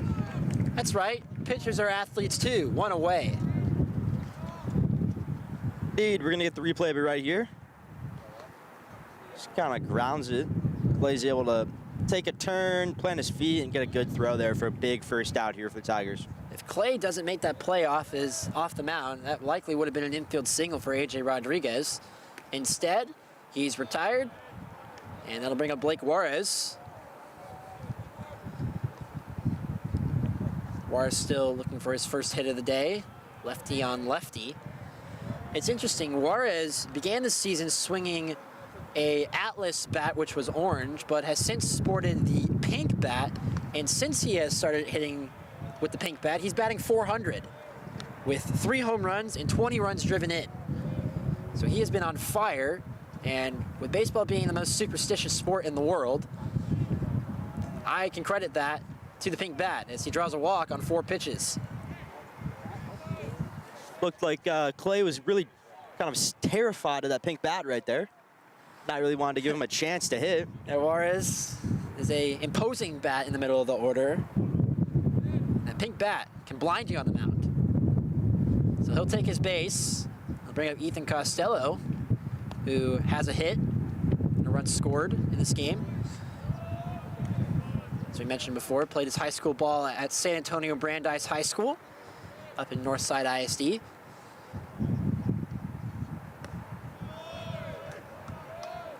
Saw a couple of his former teammates chatting up with him during the rain delay. It's always cool to play in front of your old teammates and your family, especially at the college level. 1-1 pitch misses in the dirt. Ball 1. Excuse me, ball 2. And Clay is struggling to find the zone a little bit. Tiger bullpen is starting to heat up a little bit. They got a righty warming up. 2-1 pitch. That one catches the outside corner for strike 2.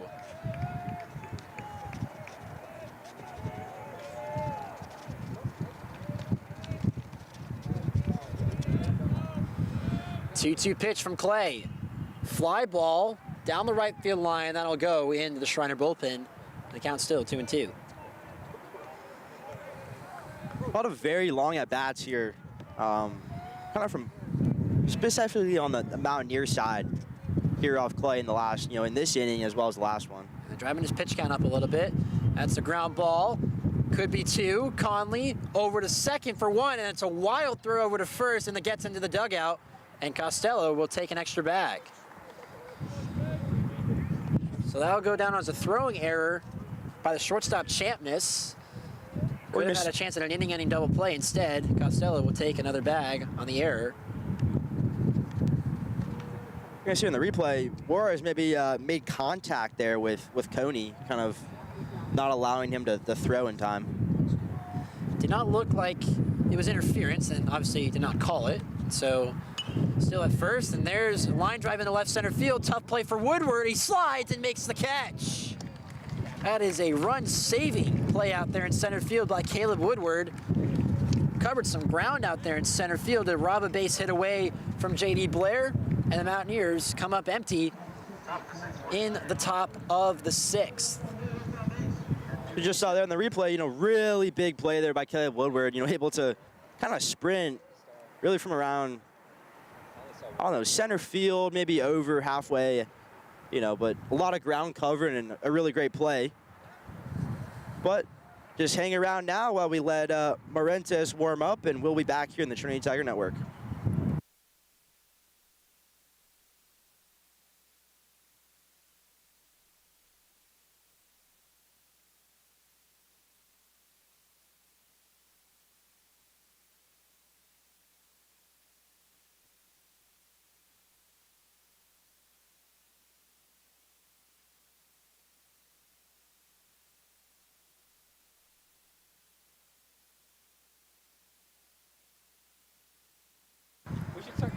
Bottom of the 6th inning here in San Antonio.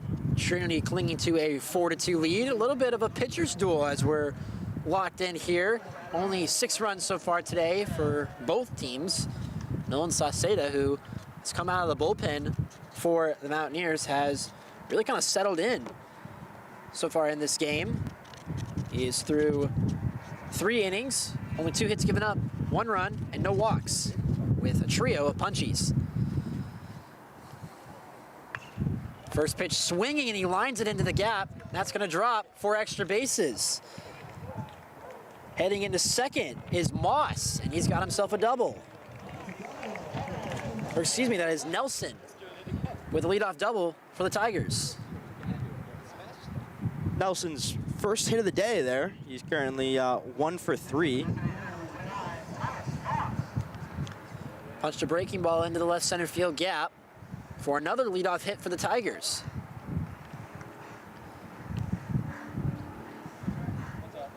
Now up to the plate for the Tigers, we have number 29, Thomas Moss. I think this is a pinch hitter. No, this is Moss as he sends the first pitch into right field. Rivera moving over to his left, making the catch, tagging at third. The throw is a good one. What a throw by Sean Rivera in time to get Nelson at third. What a throw. On the money. We're going to get that here on the replay. Or not. There we go. There's the replay. Rivera able to take a big step and get a huge throw there. Very, very accurate. You know, kind of dropped right into the glove of Rodriguez, I believe that was. That throw was probably around 200 feet from the right field corner on the fly to third base. F9-5 on the putout, and a double play for the Mountaineers, and suddenly the bases are empty with 2 gone. What a play out there in right field by Sean Rivera, redeeming himself for those couple of misplays earlier. There's a fly ball into right center field. Calling him off is Rodriguez in center, and a 1-2-3 inning for Nolan Sauceda. Gives off a leadoff double, but the spectacular throw by Sean Rivera doubles off the runner at third, and the Mountaineers put up another scoreless inning. It's still 4-2 Tigers as we go to the top half of the 7th inning on the Tiger Network.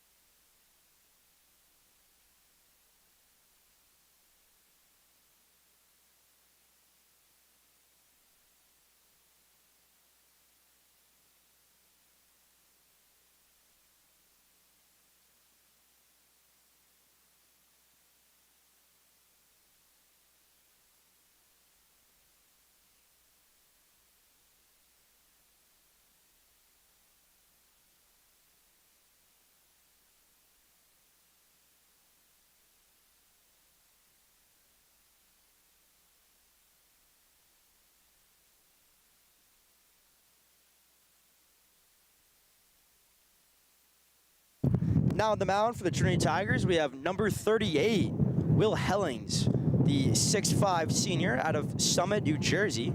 So far this season has a 6.68 ERA with 3 wins, 10 appearances so far, make this number 11. And he's currently only started 1 game. As well as he's currently this season, he's allowed 27 hits and 18 runs. He's got 22 strikeouts and 14 walks for the Tigers, and he'll take the ball for the Tigers out of relief. There's a ground ball by Barrera, foul, and the count is 0-2. For Clay, he goes 6 innings.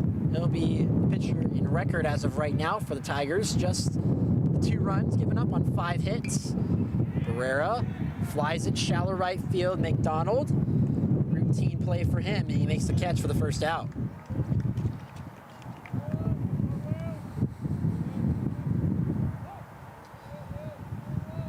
It's been a relatively low-scoring game so far in this one. We expected the Trinity Bats to kind of come alive off the struggling Schreiner pitching staff. They have swung the bats fairly well, 7 hits, and they have had 6 hits out of the leadoff spot, but have not been able to convert them into runs. Only 1 run have come across a score after reaching to lead off the inning for both teams. And that is how we are sitting at that 4-2 score here in the 7th. 1-0 pitch misses inside to Aiden Brohard. Brohard 0 for 2 today, laid down a sacrifice bunt his first time up. So is 1 for 2 on the quality at bats today. 2-0 pitch, misses off the plate. 3-0. Both teams there definitely are kind of struggling off the 2-hour rain delay, considering we were supposed to have first pitch out at around 7 p.m. and we didn't get our first pitch out until like 9:15, and now currently it's 10:40. Yeah, it's a long day at the office here, especially for myself. I'll kind of elaborate on that in a bit. 3-1 pitch, misses inside, ball 4. Brohard draws the walk. First walk issued by Hemmings. And Mountaineers have a base runner, tying run coming to the plate. But as I was saying, I made the trip from Kerrville down to San Antonio to volunteer at the Final Four this morning over in downtown. I worked inside the stadium and got to watch Duke and Houston practice inside the stadium while encouraging people to recycle. And then as soon as I got off my shift, I made my way here to San Antonio to call this game. My good friend Garrett Landon phoned me up. Had the 2-hour rain delay, so we were sitting in the production room for a good 2 hours, wondering if they were ever gonna start this game, and we finally get the notice for a 9:15 first pitch.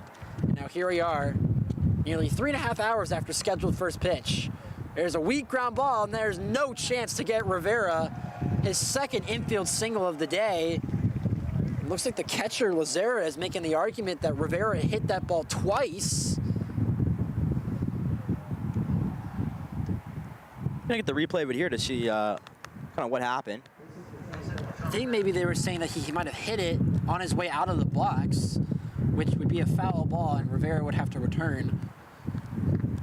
A little bit of a umpire meeting going on here to decide what the call is.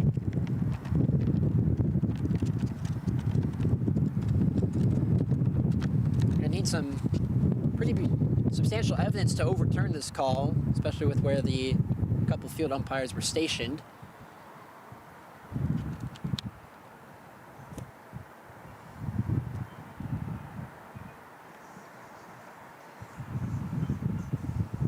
And they are going to say he's safe. So second hit of the day for Sean Rivera out of the 9-hole. And neither of his hits have left the infield. Really, none of his hits have left the pitcher's mound. He had a bunt single his last time up, and a swinging bunt single here in the 7th. So now 2 runners on for the top of the order, and Daniel Rodriguez. Rodriguez leads the Mountaineers in batting average with a .381 average. Has yet to record a hit in this one, but his team could really use one now.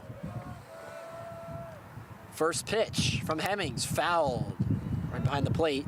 90-mile-an-hour fastball by Hemmings. Both pitchers for the Tigers bringing the heat. A little bit of a change of scenery for Hemmings. 6'5" right-hander. Breaking ball misses in the dirt. Thankfully for the Mountaineers, with Hellings on the mound, Jace Clay's lefty pickoff is out of the game now. They don't have to worry. Much more used to those right-handed arms as Rodriguez lines it into right center field, and that's going to drop for a base hit. Brohart is being waved around third, and the ball gets by McDonald in right field and gets to the wall. The tying run will come to score. Rodriguez heads into third. The throw in is in time to get Rodriguez, but he gets the job done. A 2-run double, and the Mountaineers have tied it up at 4. Gonna get the replay of it right here. Kind of Hellings right down. Really good job there by Rodriguez, able to get back there, go all the way to the wall. No Tigers able to get in front of him and stop it and bring the game back to even at 4-4. It should be worth noting, though, the aggressive send by Coach Devin Hooper of the Mountaineers made the first out at third base, which, again, is a thing your baseball coaches tell you to never make. Never make the first or third out at third base, and a little bit of an aggressive send, but the damage is still done. Rodriguez drives in 2. RBIs number 11 and 12 for Rodriguez, and this game is tied up at 4. Shane Joseph now the batter for the Mountaineers. Correction on my part, I think there are 2, no, there is 1 out. The scoreboard is wrong. And Joseph draws a walk on 4 pitches. And we're gonna have another mound visit by Coach Smith. Hemmings struggling a little bit for the Tigers. The Mountaineers, who again come into this game with just a 6-15 conference record, have only won 2 series, are knotted at 4 with the Trinity Tigers. We got ourselves a ball game here in San Antonio. Indeed, a late night ball game. Another sporting event that's going to be happening this upcoming week is the Augusta National Golf Masters, which, you know, for a lot of folks is a really big event. And I believe that's going to kind of be starting off here, I believe maybe on Monday, I believe. I think it would be, wouldn't it be later in the week because it ends on Sunday? I'm not 100% sure on that, but the Masters is up and coming. One of the premier golf tournaments in the country. Probably the premier golf tournament, actually. Up at Augusta National. That's when you know spring is starting to get into full gear. Whenever baseball is being played and the Masters is going on. It'll be April 10th through the 13th. You a big golf guy? You golf? I used to dabble in golf. I'm not the best player. Rodriguez pokes it down the third base line, foul, and the count goes to 1-2.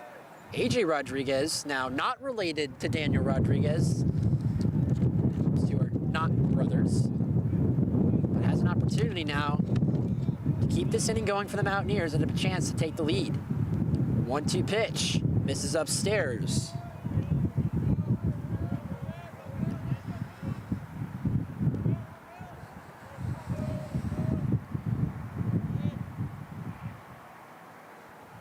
Two pitch and it hit Rodriguez. Got him in the front foot, and another base runner for the Mountaineers. And now the go-ahead runner in scoring position. A tough inning so far for Will Hellings. My apologies to the Hellings household.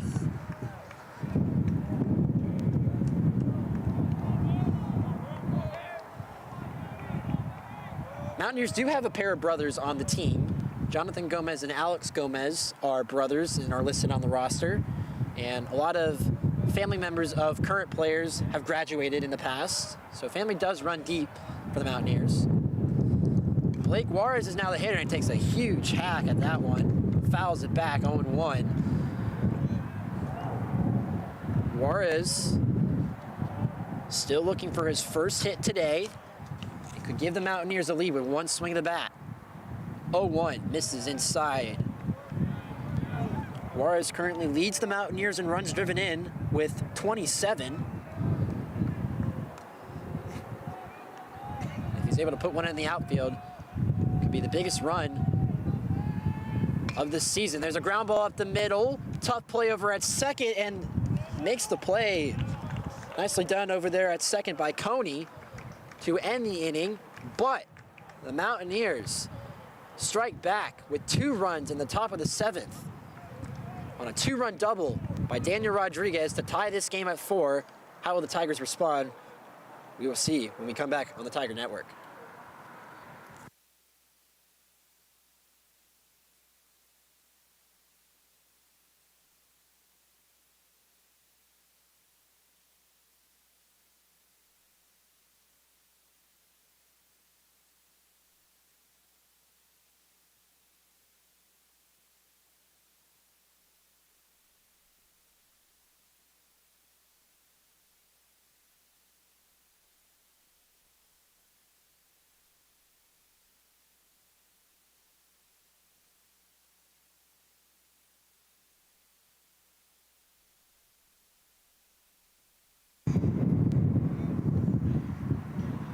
Bottom of the 7th inning here in San Antonio, all knotted up at 4. Mountaineers got 2 back in the top half of the 7th on a 2-run double by Daniel Rodriguez, and we'll see now how the Tigers can respond. When the Mountaineers took the lead in the 3rd inning, they responded with a 3-run bottom half to take the lead. And now we'll see how they respond here in the 7th, facing similar adversity. It'll be the same hitters due up for the Tigers, 8, 9, and 1. Coney will lead things off. First pitch by Sauceda, who's back out there again for the Mountaineers, takes it for ball 1. Coney so far in the day is 2 for 2 with a run.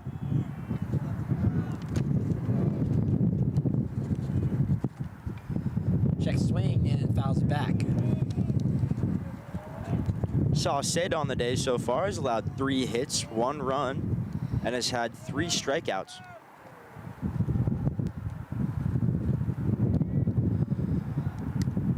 One pitch, curveball misses just inside for ball 2.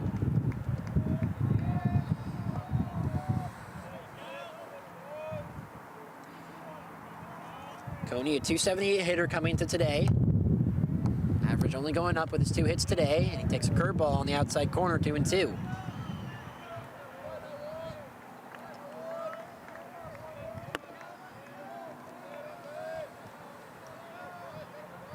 Sauceda out of the windup and deals the 2-2. Boy, that did not miss by much on that inside corner. Home plate umpire has been given that call all day, and you can hear the displeasure of Coach Brisbane from the Mountaineers, and the count goes full. That's a walk. It's amazing the difference that one call can make.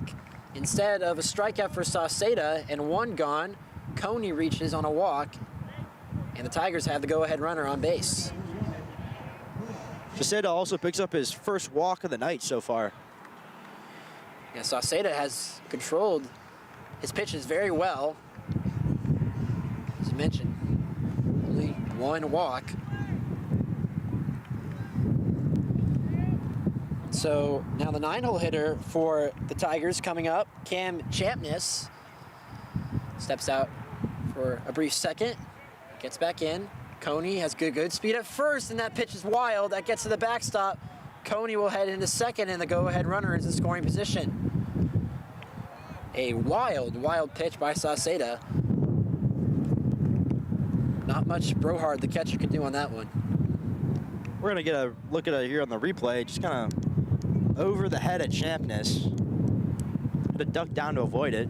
Maybe the wind was a little bit of a factor there, considering very heavy wind.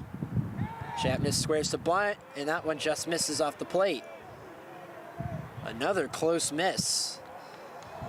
Now, believe it or not, whenever the wind is blowing out, I loved pitching because they would always add more movement to my breaking balls. There's a bunt by Champness that goes foul, 2-1. Everyone would always say that, oh, when the wind blows out, you don't want to pitch because the hitters basically can hit any single fly ball out. But for me, I was like, why not try and hit me? Because my stuff's going to be better whenever I pitch with the wind. For those who aren't aware, I was a Schreiner baseball pitcher for 2 seasons before hanging up this past year to call broadcasts. Now here I am. Champness ahead in the count, 3-1. Sauceda has been wild with Chapman squaring the bunt. He squares again and lays it down, and it's a good one. Sauceda will have to field it and throw over to first in time, but Chapman does his job, moves the runner over 90 feet. The go-ahead run now stands at third base with just one out and the top of the order due up for the Tigers. Definitely a good man to be at bat with a runner in scoring position with Caleb Woodward now up to bat. Woodward has struggled a little bit today, but he's certainly due for a big hit here for his team. He's 1 for 3 in this game, but a couple of backwards Ks today. And if he can punch one through the infield, which is playing in on the left-handed hitter, reclaim the lead for the Tigers. 0-1 pitch. Fly ball slicing down the left field line. That'll get into the bullpen. Foul. Tigers came in today as the number 8 ranked team in Division III. There are currently 2 teams in the SCAC ranked in the top 25. Trinity at number 8 and Concordia moving up the rankings last week at number 16. The 0-2 pitch to Woodward. Oh man, that was a sigh of relief for Woodward. And again, a pitch that barely missed off the plate for Sauceda, and the count is now 1-2. Trinity had the opportunity to play Concordia very early on in the season. Woodward strikes out again. The throw on to first by Brohart is in time, and Woodward strikes out for the 3rd time today. Sauceda picks up a huge strikeout, and there's 2 gone in the inning. In Trinity's campaign against Concordia, they were able to walk out with 2 wins and a loss. That was certainly when the Tigers were challenged the most this season. Both of the Tiger wins were only by 1 run, and their 1 loss came in a 4-2 defeat to the Tornadoes, who, as I mentioned earlier in the broadcast, are sitting at 16-5 in conference play. They are taking the weekend off, as one team from the SCAC does every week. 1-0 pitch by Sauceda. That one's in there for a called strike to Maddox McDonald. McDonald has a hit in this game. 1-1 pitch. Fouled off the screen. 1-2. If Sauceda can get out of this inning with no runs, potentially put a lot of momentum on the Schreiner side. The Tigers have struggled with 2 outs and runners on base today. 2 for 7 with runners in scoring position and 0 for 5 with 2 outs. 1-2 pitch by Sauceda, misses upstairs. He hit a spot, but McDonald did not chase, and it's 2-2. 2s all across the board. 2 balls, 2 strikes, 2 outs. In a tie ball game with a runner at third. Here comes. Line into left field. Diving catch by Ethan Costello. What a play by the Mountaineers shortstop. And that is how the inning ends. The Mountaineer middle infielder showing off here today, taking a base hit away from Maddox McDonald and keeping this game knotted at 4. What a play by the San Antonio native. You saw that on the replay. He kind of hit a little bit of a Superman pose, trying to get down there and pick up the ball. Now, as Helens gets ready here, we're going to take a little break here in the Tiger Network, and we'll see you guys here in a couple.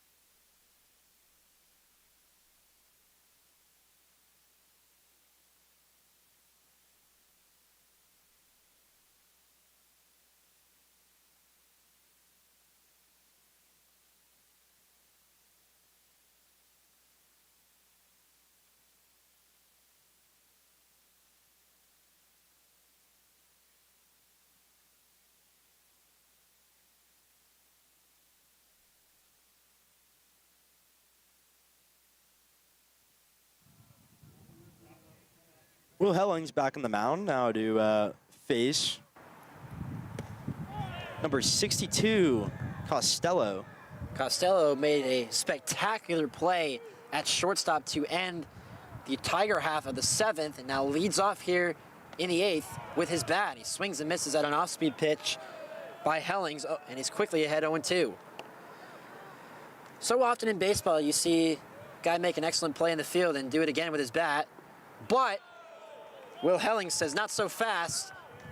A 3-pitch strikeout to start Mountaineer half of the 8th. And to see this strike here 80 miles per hour right down the middle, kind of caught him. A little low there. It was an excellent slider that time by Hellings. Started right on the middle of the plate and broke off the plate. It's such a hard pitch to recognize as a hitter, and he picks up a strikeout. It'll bring up J.D. Blair for the Mountaineers. Blair is 0 for 3 in this game. He had a line drive into center field that Caleb Woodward made a spectacular play in center field on. 1-1 pitch, grounded to short. Routine play for Champness. Throws on the run, in time, 2 gone. Quick start for Will Hellings after the rough 7th inning. He has retired back-to-back hitters on just 5 pitches. That'll bring up Nate Barrera, Mountaineers' second baseman. Takes a breaking ball over the plate for strike 1. You can tell the momentum has kind of shifted over back to the Trinity side. Schreiner had the momentum on their side after the diving play by Costello, but Hellings did a really good job at coming right back out and doing this job. He's retired back-to-back hitters to start the 8th, and he's ahead on Barrera, 0-2.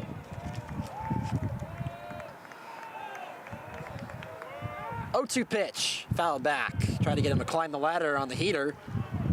Barrera did a good job at staying alive and still 0-2.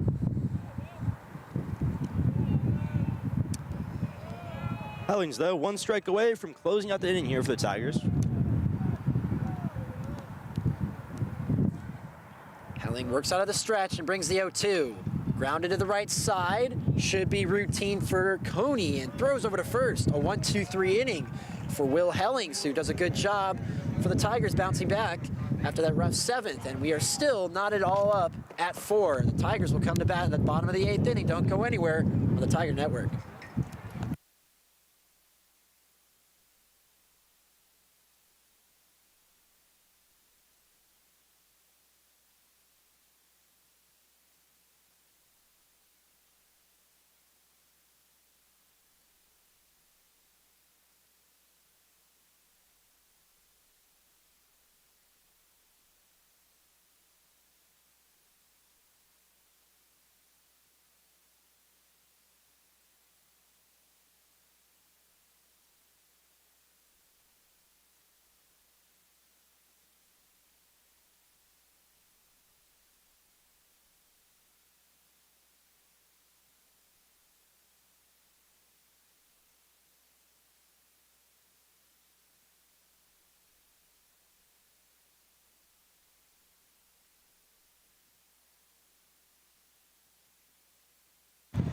Pitcher's duel here in San Antonio as this game all knotted up at 4 as Trinity comes to bat in the bottom of the 8th inning. It'll be the middle of the order due up for the Tigers. Lazara will lead things off. Lazara is certainly due for a hit. He's 0 for 3 in this game. Sauceda is back out for another inning of work. He has worked 5 innings out of the bullpen and has done an excellent job at shutting down the Trinity bats. Just 2 runs, or excuse me, only 1 run given up so far for the Mountaineer right-hander. He's ahead in the count, 0-1 to Lazara, takes one in the dirt for ball 1.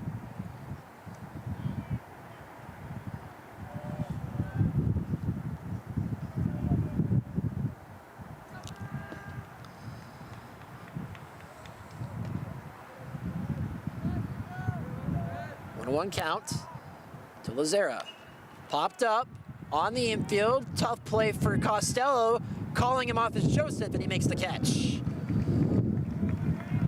Excellent communication out there in left field by Shane Joseph, calling off Costello, and one gone here in the bottom of the 8th. So we're gonna get the replay of it here. Well, can't really see it on screen, but a lot of movement there on the pop-up.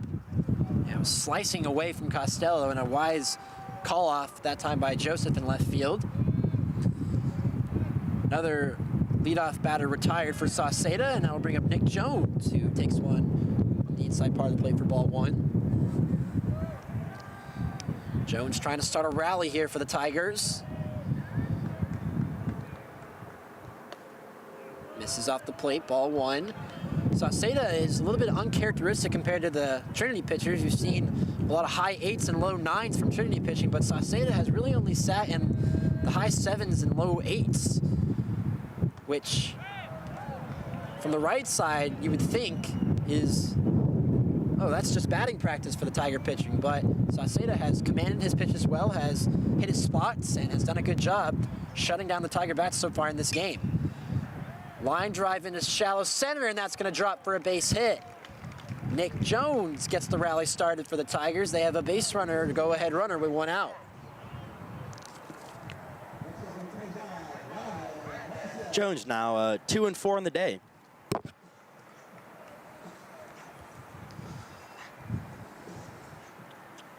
Now up to bat for the Tigers, we have number 25, Brandon Nelson, who so far on the day is 1 for 3. Sauceda moves over to first, and back in with a slide is Jones. Under infield working up the middle, working over a double play. Could get one here, line drive right back to Barrera on a fly, so no chance at the double play, but a nice play over there at second again by the Mountaineers second baseman, 2 gone in the 8th. A lot of very big plays here by the Mountaineers infield, as we saw Costello had a couple of diving plays. Barrera just had a lot of really good plays over there at second base. And they've really held it down so far in this game. First pitch strike on the outside corner by Sauceda to Moss. That one's in the dirt and gets to the backstop. And the go-ahead run is now in scoring position. That one missed by a mile, kind of a 50-footer that time by Sauceda, and allows Jones to head to second. And we're going to have a pinch runner here for the Tigers. More speed on the base paths. Will be number 20, Jarrett Phillips, into the game for the Tigers. And he represents the go-ahead run for Trinity. All knotted up at 4. 1-1 pitch. In the dirt again. Nicely scooped by Brohard. So far today, the Tigers have struggled with runners in scoring position. They're 2 for 9. A couple of hits came in that 3-run third inning. But now, all knotted up at 4 here in the 8th.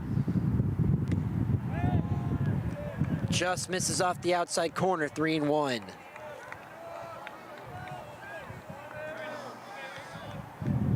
To add to the struggles for the Tigers, they are 0 for 6 with 2 outs.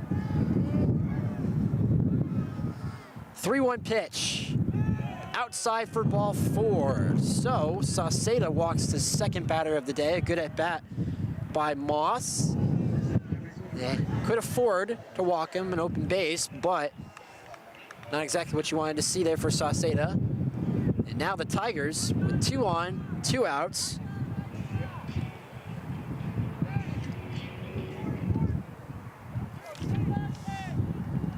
Now up to bat for the Trinity Tigers is number 33, Tinker. So far today, Tinker is 1 for 3 with a run and a strikeout. Tinker currently second on the Tigers in batting average with a .324 average, has driven in 19. One swing of the bat could give the Tigers the lead, but ground ball to second. Barrera fields it cleanly, and Nolan Sauceda strands 2 more runners on base and another runner in scoring position for a scoreless inning, and we are going to the 9th inning, all knotted up at 4. We'll be right back on the Tiger Network.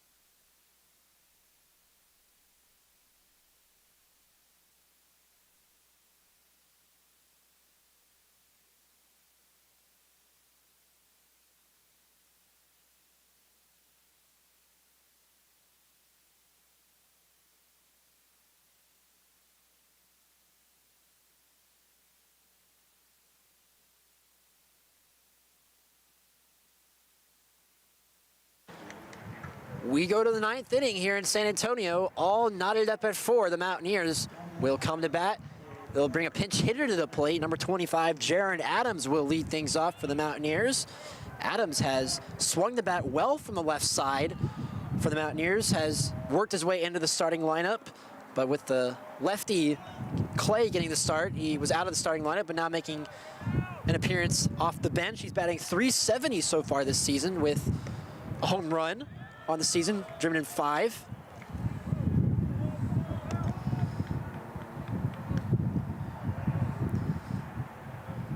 He'll lead off the 9th inning here for the Mountaineers, and he takes a strike on the inside corner. Quickly ahead, 0-2. Here comes the pitch from Hellings. Inside, try to back him up with a heater. Adams nods his head in approval. Comes the pitch. Poked, foul, and it'll get out of play.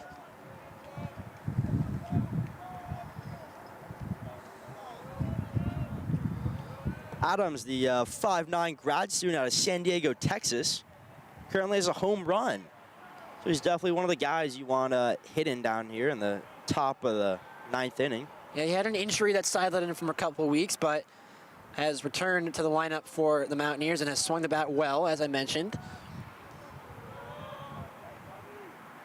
2-2 pitch. Grounded softly right back to the mound. Hellings will flip over to first, 1 down.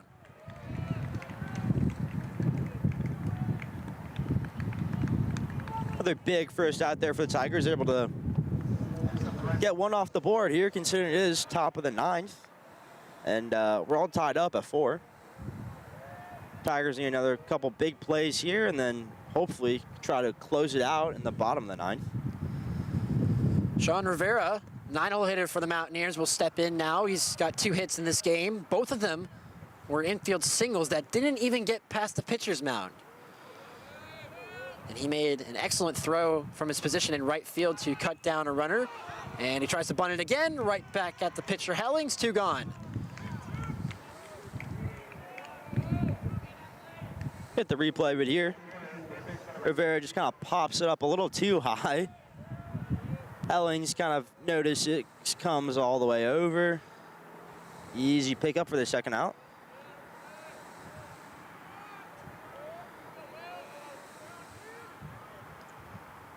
Now up to bat for the Mountaineers is number 6, Rodriguez. So far today, he is 1 for 3, but he has 3 RBIs. His one hit was a 2-run double that tied this game up for the Mountaineers in the top half of the 7th. He was cut down trying to advance to 3rd, but Rodriguez's hit has been the difference in this game so far. 1-1 pitch catches the corner for strike 2. Well, Hellings, after giving up that 2 spot in the 7th, has really started to settle in. He's on pace for another scoreless 1-2-3 inning. Brings a 1-2 pitch to Rodriguez, foul back, still 1-2. That one, though, almost joined us up here on the roof. We had a couple balls land up here.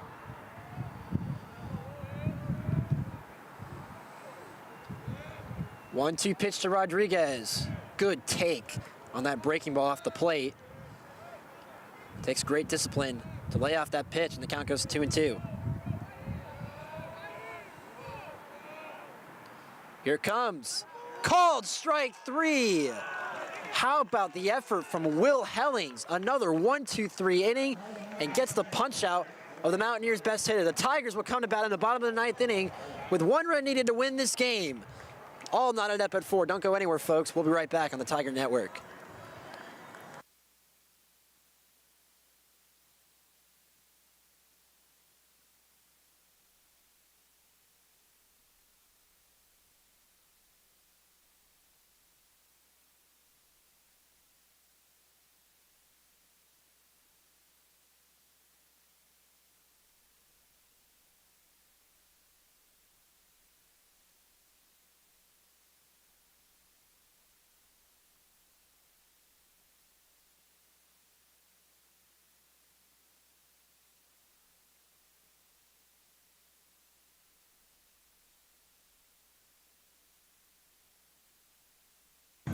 4-4 ball game. Tigers coming up to bat in the bottom of the 9th inning.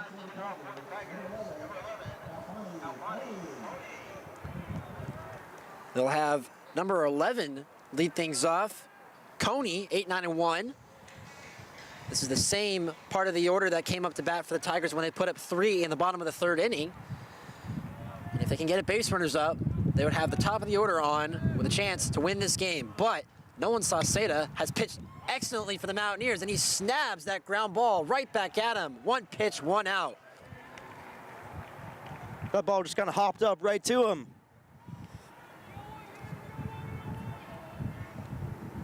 That's a tough play right back at you, but nicely fielded by Sauceda, and quickly retires Coney for the first out. It looks like we're going to have a pinch hitter here for the Tigers.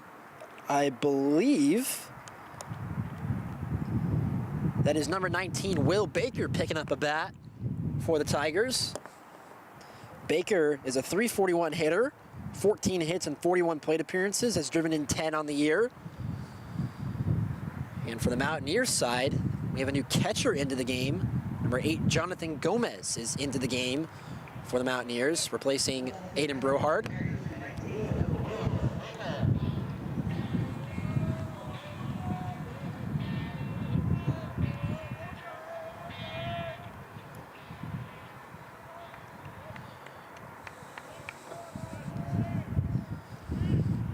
Here comes the first pitch to the left-handed hitting Baker, in there for strike 1. Well, we could be in for a treat here. Could potentially see a Tiger walk-off here, or after the 2-hour rain delay, we could see extra innings. Could see a game go past midnight, which means I would have been home for a long drive back to Kerrville. Definitely the way Sauceda has been pitching. His last 2 at-bats, he's really, he means all business right now. For sure. He's trying to stay alive. He's locked in for the Mountaineers. As I mentioned, he's normally a starter for the Mountaineers, but came out of the bullpen in the 3rd inning and has been outstanding for the Mountaineers. 1-2 pitch to Baker, popped up, foul territory. Rodriguez hustling over, but can't make the play. It goes off the batting cage, and the count's still 1-2.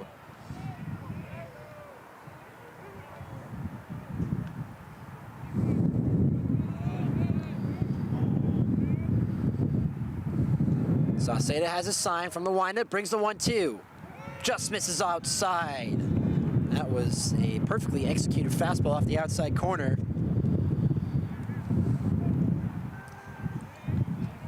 Two balls and 2 strikes. Lined into left field, but right at Joseph, and he can't make the play. It goes to the wall. Heading into second is Baker, and he'll get there without a throw. A costly error for the Mountaineers on what should have been the second out. Instead, the Tigers now have the winning run in scoring position. Got to replay it right there. Baker kind of hits a lot of movement on that ball. Just kind of goes over the head of Joseph. Joseph has had a rough day for the Mountaineers. He has 2 hits, but has been picked off at first base twice, and now what could be a costly error that could result in a Tiger win. It'll be the top of the order now, and Caleb Woodward coming up for the Tigers. He's 1 for 4 in this game, but has a trio of strikeouts, and he is certainly due to end this game right now for the Tigers. First pitch, called strike on the inside corner, 0-1. We also have a pinch runner for the Tigers in Evan Kuhl, who's the freshman out of Bjorn, Texas. It's Bernie in between Kerrville and San Antonio. 0-1 pitch, grounded to shortstop. Costello gloves, throws in time. A big second out for Sauceda, but now the winning run is 90 feet away. So a productive out for Woodward, and the winning run at third for Maddox McDonald. You can feel the intensity on the Trinity side. 1 base hit away from ending this game. First pitch, swung on and missed. That was a wild breaking ball, excellently blocked by Gomez, and that's the first strike. And it should be worth mentioning in this game, both teams are combined 1 for 17 with 2 outs. But that wouldn't matter if he can get a base hit here. 0-1 pitch, misses in the other box, 1-1.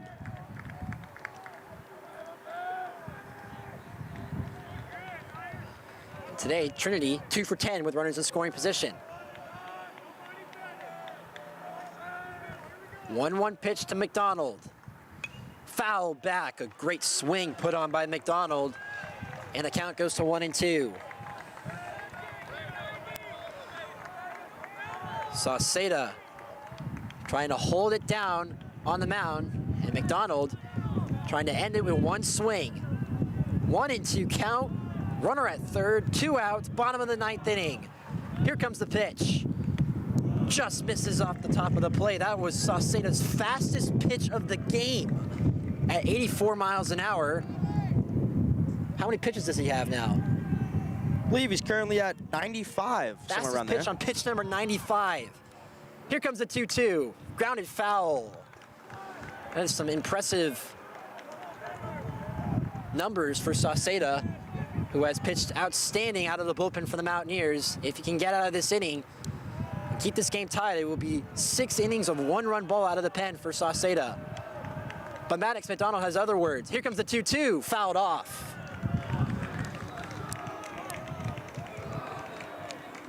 Another long at bat here by the Trinity Tigers. But Sauceda holding true on the mound. 2-2 count, 2 outs, runner at third, bottom of the 9th. All knotted at 4. Here it comes. Line drive into right center field. That's going to get over the head of Rivera. No, he caught it. He made a diving catch out there in right field, and that will prevent the winning run from scoring. I thought that was for sure going to get over the head of Rivera and end this game. Instead, we are going to extra innings. Take a look at this play out in right field by Sean Rivera. 4-4 game. We head to the 10th inning. Don't go anywhere on the Tiger Network.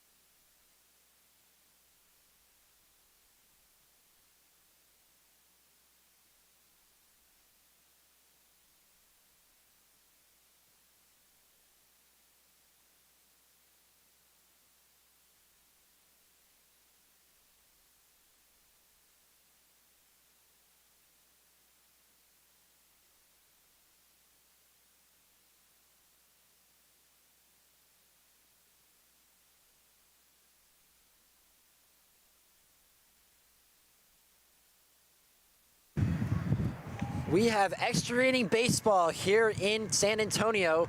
Schreiner Mountaineers and the Trinity Tigers all knotted up at 4 as we head to the 10th. Will Helling still out on the mound for the Tigers. He has done a good job after a rough 7th to hold the Mountaineers scoreless in the 8th and 9th. And Nolan Sauceda has pitched 6 innings of 1-run ball on 102 pitches out of the bullpen for the Mountaineers.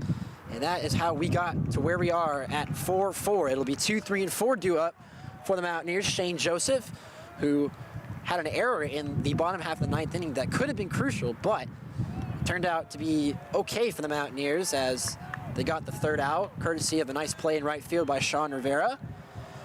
And you know, despite the fact that we're here in extra innings and we have endured a 2-hour rain delay, we still got a good-sized crowd here. Over here, I saw the Trinity softball team had made their way back from Kerrville in the crowd. Good amount of Schreiner supporters here as well. Shout out to the families and everyone who makes these games even possible in the first place. 1-2 pitch, misses in the dirt, 2-2. Joseph so far today in his previous at-bats is 2 for 3 with a walk.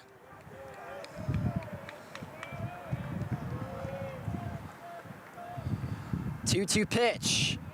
Misses on the inside part of the plate, a 90-mile-an-hour fastball that was perfectly painted, but the home plate umpire said not so fast.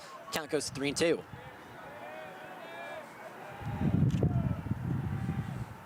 Here it comes, called strike 3. Third base coach for the Mountaineers is not so happy about that strikeout right there. A big strikeout for Hellings. Caught Joseph looking on the inside corner. The replay right there. 89 miles per hour right down the middle. So now A.J. Rodriguez to step in there, still looking for his first hit of the day. Takes strike 1, 0-1. Swing and a miss, strike 2. Hellings is really showing some confidence up there on the bump. It is his ball game, and he has taken full control of it for the Tigers. Here comes the 0-2. Misses upstairs, brought the heat at 90 miles an hour, but Rodriguez laid it off, 1-2.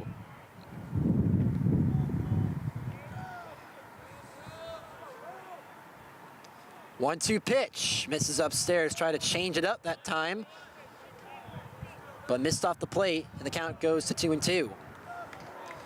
Both dugouts really starting to get into it now. Team's knotted up at 4. Here comes the 2-2. Misses inside. That didn't miss by much. A good fastball on the inner part, but Hellings didn't get the call, and once again it goes full.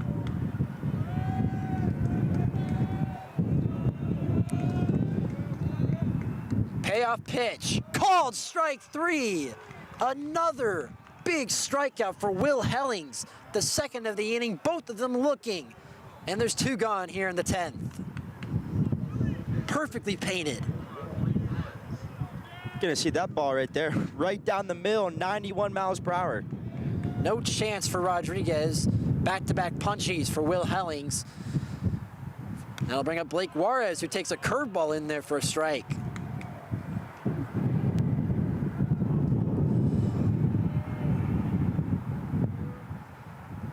0-1 pitch, another curveball drops in there for strike 2. Juarez, a name that we've been mentioning a lot so far tonight, due to his pink bat, so far has yet to have his first hit. 0-2 pitch, misses off the plate, 1-2.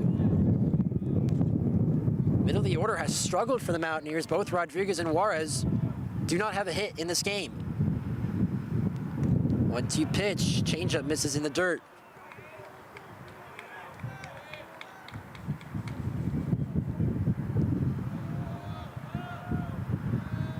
Two balls, 2 strikes, 2 gone here in the 10th. Here it comes, grounded to short. Fielded cleanly by Champness. Throw on to first, and a 1-2-3 10th inning for Will Hellings, who has shut the Mountaineers down in order in both the 8th, 9th, and now the 10th inning. The Tigers will come back up in the 10th and try to win it here, all knotted up at 4. You're watching the Tiger Sports Network.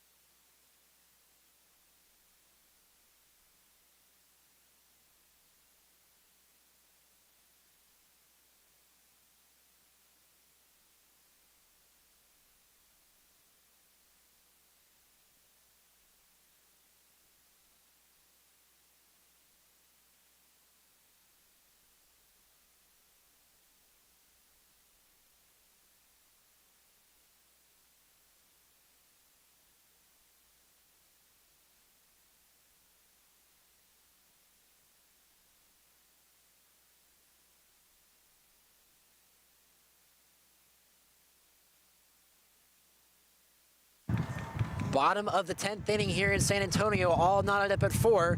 Nolan Sauceda, who pitched 1 run innings for the Mountaineers. His day is done, and will make way for number 32, Grant Beaver, a grad student from Columbia, Texas. Went to Howard Payne for his first 4 years and transferred in to Schreiner. So far this season, Beaver is one of the best performing relievers for the Mountaineers. He has pitched 13 innings, giving up only 10 runs. 5 punchies, only 1 walk, and his task is to keep the Tigers off the scoreboard, because 1 run will end it. It'll be the middle of the order due up for the Tigers. Nick Lazera will lead things off. He is 0 for 4 in this game. First pitch, called strike on a good changeup on the outside corner for strike 1. It's been a thrilling game so far in this one, filled with great defensive plays, big strikeouts. The Tigers trying to end it right here in the 10th as Lazera fouls it over. Again, Rodriguez hustling over there, can't make the play. 0-2.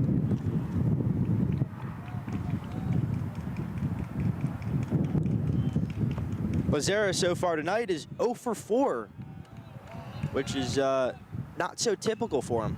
But right on cue, lines one into right field for a base hit. For the first time today, Lazera reaches safely, picks up number 37 on the season in hits for Lazera, and the Tigers have the winning run on first base.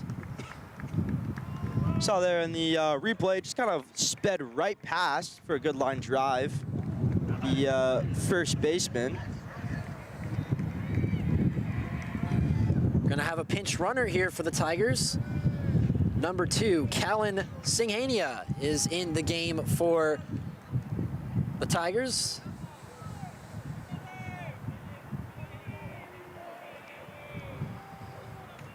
First pitch, squaring to bunt, and pulling it back is a pinch hitter for the Tigers, Max Milligan, stepping in from the left-handed batter's box. 222 hitter so far this season, 54 at-bats, 12 hits.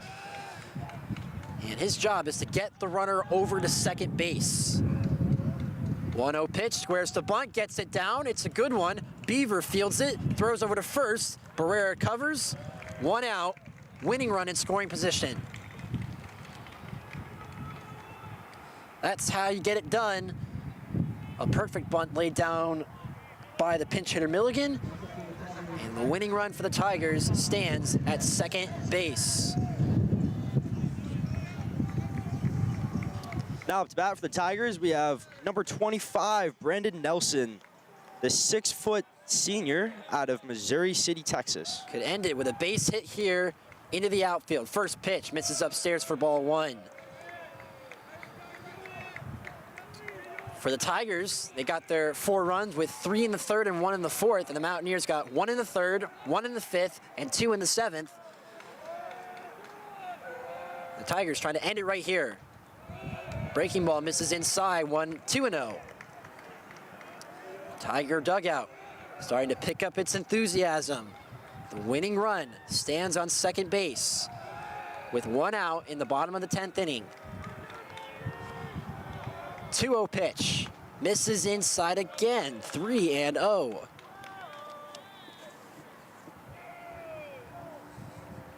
Tigers today are 2 for 12 with runners in scoring position.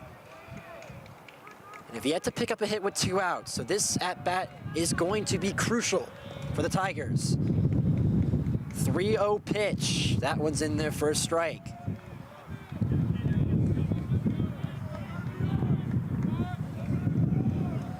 Hitters count for Nelson. 3-1, winning run at second. Here comes the pitch. Fouled off. That was a big swing by Nelson. Tried to end it right then and there, and the count goes full.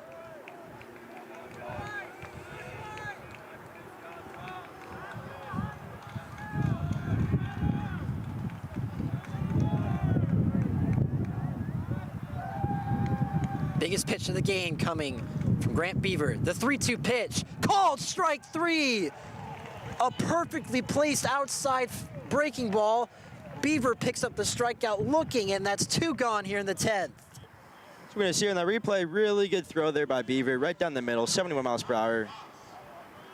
Nelson thought that was a ball and was going to go take first, but fortunately for him, it was a strikeout. A big strikeout for Beaver. And that'll bring up Thomas Moss. Takes ball one. And as I mentioned before, the Tigers in this game are 0 for 8 with 2 outs in this game. They make that now 2 for 12 with runners in scoring position. Trying to end it right here. 1-0 pitch, misses outside, 2-0.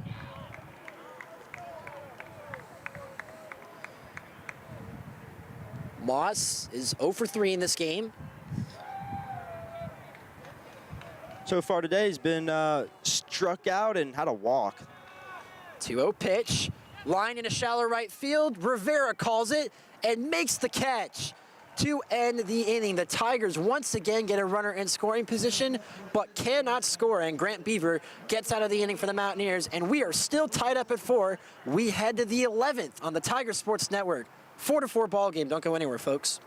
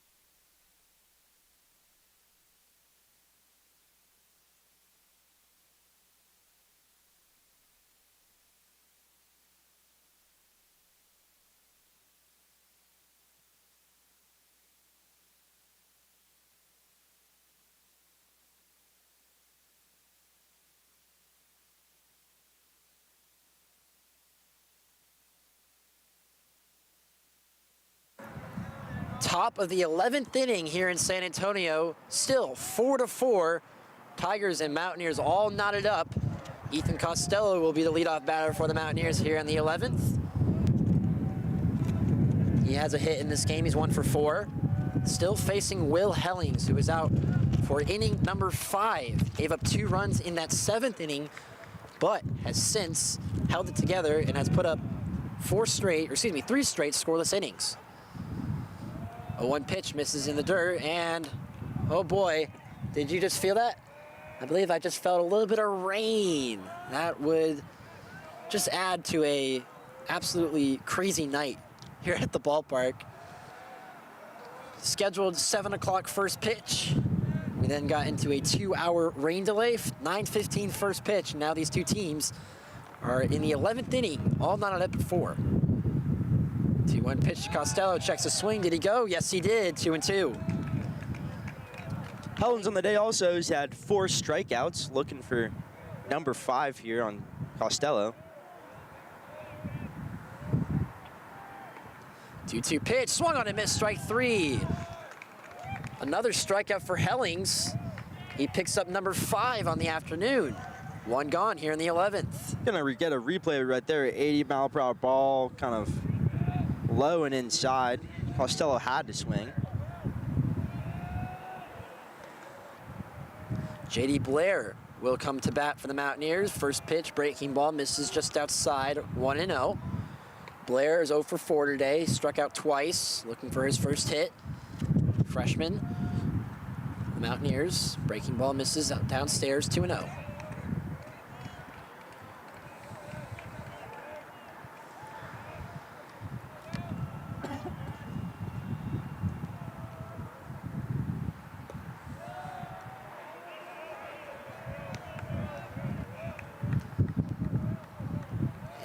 Blair ahead in the count, 3-0.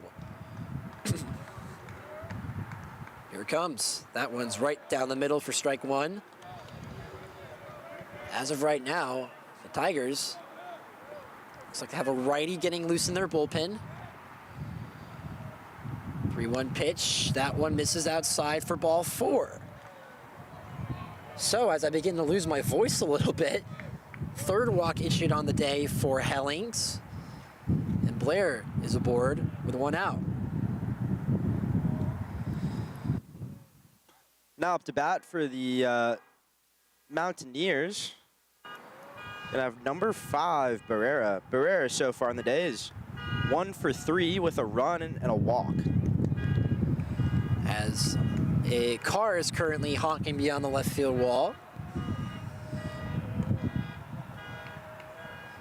1-0 pitch, misses inside 2-0. So Hellings might be struggling a little bit with his command now. He gave up the walk to Blair. And now behind in the count, 2-0 to Barrera. Here it comes. That one catches the plate, 2-1. Definitely starting to feel a little bit of rain now here on the roof. We do not have a tent up here, so we are just completely... Oh boy, look out. That got Barrera in the helmet, and he's gotta take a second to collect his breath. That drilled him right in the helmet. Hopefully he's okay. Gonna get a replay of it now. Yikes, look out. Thank goodness for that C-flap, or else that could have potentially caught his jaw, as Coach Brisbane is out to talk to his second baseman. 88 miles per hour to the head, though, no matter what you're wearing, still really has to probably hurt. Yeah, it's got to sting.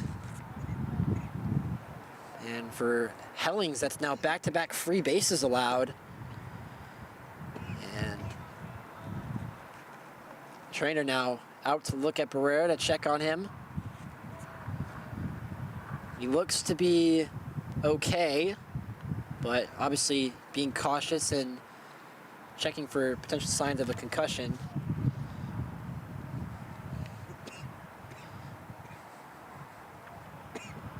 And Barrera will stay in the game.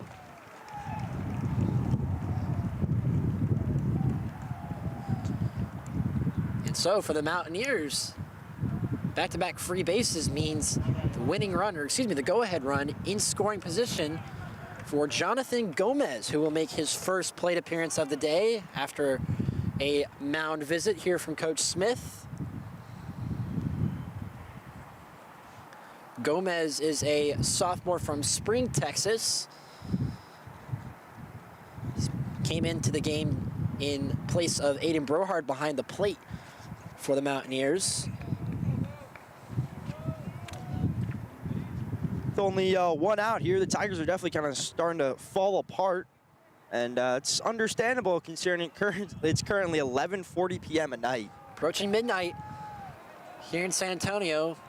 How can Hellings respond? He was so good for the Tigers to send this game to extras, and now trying to keep these runners right where they are and give the Tigers a chance to win in the bottom of the 11th.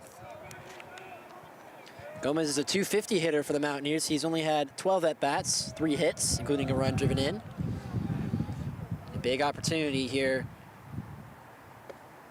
First pitch misses off the inside corner, 1-0.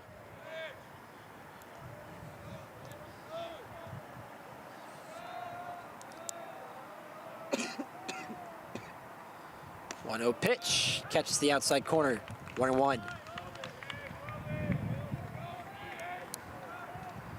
Runners at second and first, 1 out in the top of the 11th inning. All knotted up at 4.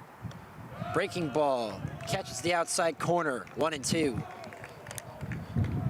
So far in the day, both the Mountaineers and the Tigers really been struggling with the bat, with the Mountaineers batting as a team .206 and the Tigers batting .286 as a team. 1-2 pitch, misses outside. Good take on that breaking ball by Gomez. And the count goes to 2-2. Both teams have struggled with runners in scoring position today. Mountaineers are 2 for 6 on the day, but a hit could give them the lead here. 2-2 pitch, misses downstairs, and the count goes full.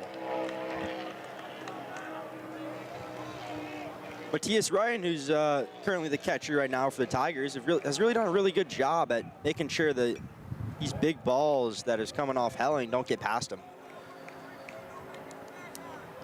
Gomez fouls it back, and the count is still full. A walk could load him up. 3-2 pitch to Gomez. Swung on and missed, strike 3. A huge strikeout for Will Hellings. Perhaps the biggest out of this game. And there's 2 gone here in the 11th. Gonna see here in the replay, right down the middle, beautiful ball, 82 miles per hour. Checked his swing, but definitely went around. And so 2 gone for Sean Rivera, Mountaineer 9-hole hitter, 2 hits in this game. First pitch, called strike on the outside corner at 90 miles an hour. The outfielders are being told to move in on Rivera, not a very big hitter. Swung on and missed, strike 2.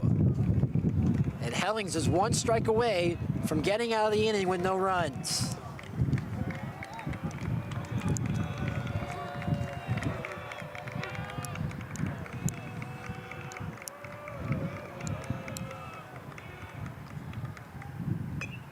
Grounded foul just behind the plate, and we'll do it again. Nice job by Rivera, just staying alive at that one. Rivera so far on the night is 2 for 4 with a run. Hellings is entering the tail end of his outing, 86 pitches. Could pitch 87, be the biggest one yet. 0-2 pitch, line into left center field. That's gonna get into the gap. 1 run is in to score. They're waving around a second. He'll come in and score. A 2-run double for Sean Rivera, and the Mountaineers lead it 6-4. What a clutch hit from the 9-hole hitter, Sean Rivera, his 3rd of the game. And the Mountaineers get to Hellings finally. They lead it 6-4. You see in the replay, really good job able to get his bat on it, go right into the gap. No outfielder was really able to get there, and really big play there by the Schreiner Mountaineers, able to take the lead. The top of the 11th. There's another ground ball in the left field. That's a base hit. They're going to hold Rivera up at 3rd. The throw into 3rd not in time. Another hit for the Mountaineers. That one courtesy of Daniel Rodriguez. Back-to-back hits for the Mountaineers, and looks like that'll be it for Will Hellings. Such a great outing by the Tiger right-hander. Did such a good job at forcing this game into extras. But at the end of the day, it's the Mountaineers who get the last laugh. The Tigers will go to the bullpen. The Mountaineers have retaken the lead at 6-4 on the Tiger Sports Network.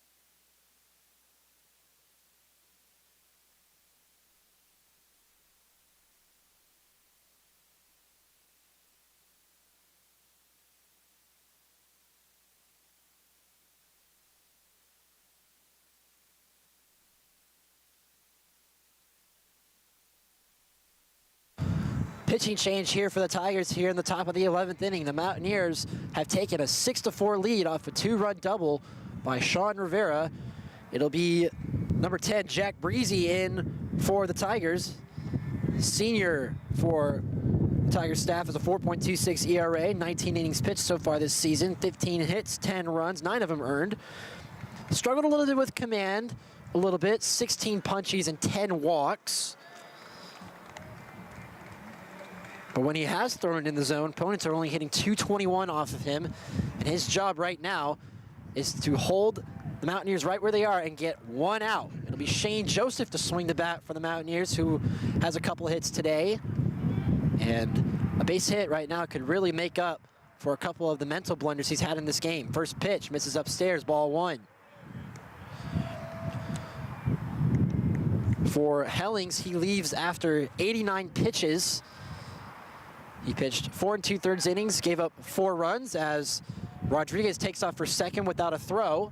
Stolen base for him, and 2 runners in scoring position now for the Mountaineers, trying to get some much-needed insurance runs. Joseph so far in the day is 2 for 4 with a strikeout and a walk. He's ahead in the count, 2-1. Swing and a miss. Good changeup by Breezy. 2-2. Mountaineers have scored 3 of their runs with 2 outs, which compared to Trinity, who is 0 for 9 as a team collectively with 2 outs, it's been the difference in this game. Joseph tried to come through with runners in scoring position. The payoff pitch, line into center field, that's gonna drop.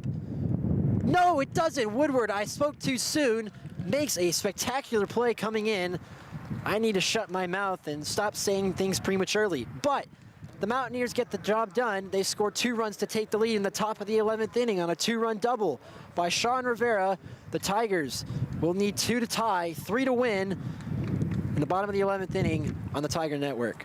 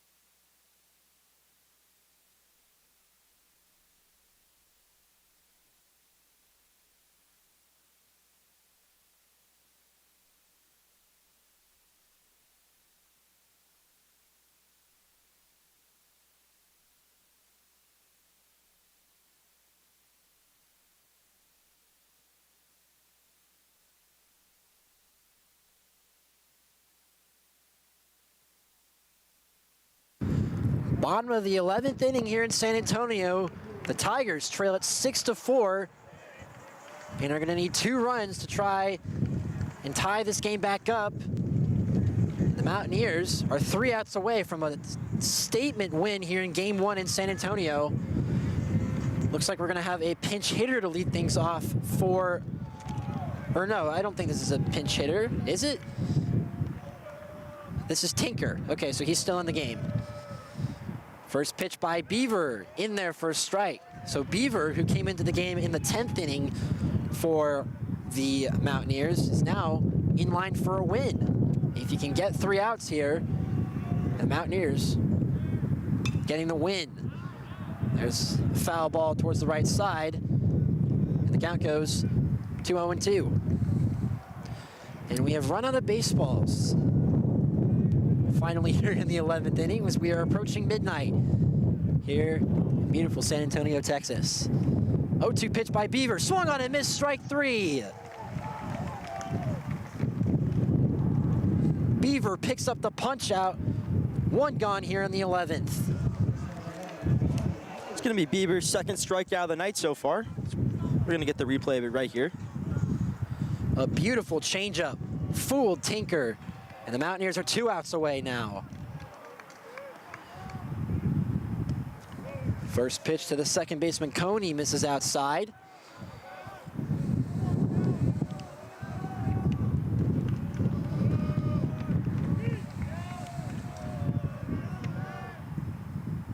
1-0, grounded to first, fielded by Juarez, flips over to Beaver, covering, 2 gone, and the Mountaineers are 1 out away from a huge win here in game 1.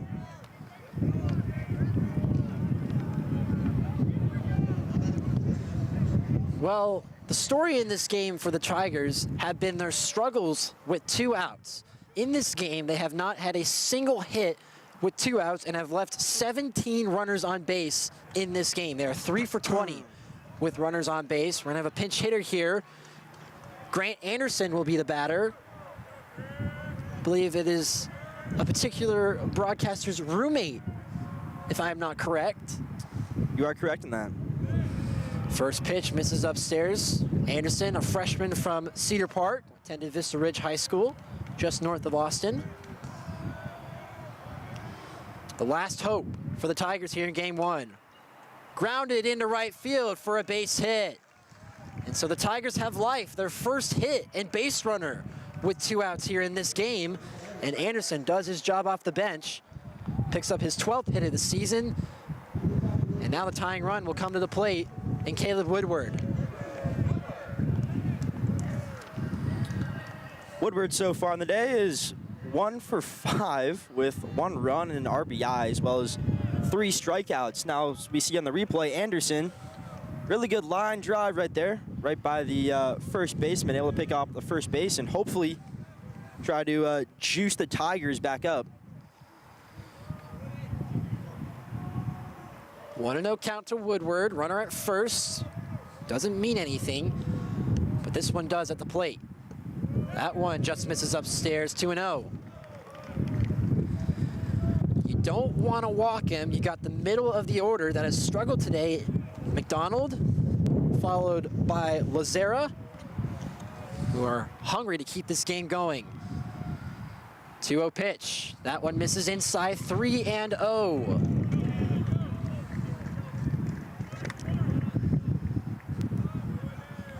Woodward, the leadoff hitter for the Tigers, has got good speed and represents the tying run. You don't want to get him on base. 3-0 pitch misses upstairs for ball 4. The tying run is aboard with 2 outs for the Tigers. Of course we had to have a little drama in this ending. This game, which is now approaching 3 hours in length. One thing that 5 hours from the scheduled first pitch. thing that should be of note as well is it's now starting to rain up here on the roof, as we are 5 minutes away from midnight. McDonald is the hitter. He's 1 for 4 with a couple runs driven in. 0-1 pitch misses way outside. Nice job by Gomez to keep that in front.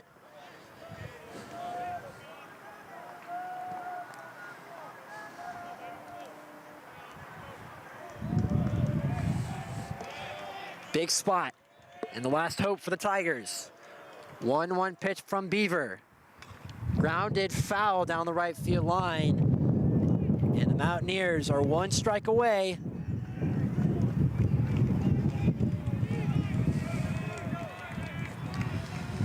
Tigers today are 2 for 14 with runners in scoring position.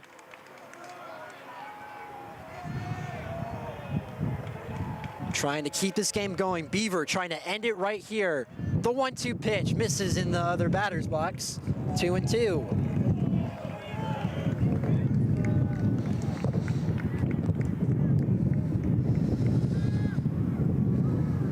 In this game that has seen it all, can the Tigers keep it going, or can the Mountaineers walk out of today with a statement win? 2-2 pitch, just inside. That did not miss by much.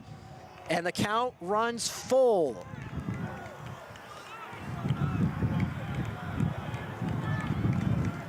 The 3-2 pitch. Runners will be taking off on the pitch. The payoff. Misses upstairs for ball 4. And they load the bases with 2 gone. The winning run is on first. We're gonna get the replay of it here. This Beaver. one did not miss by much, folks.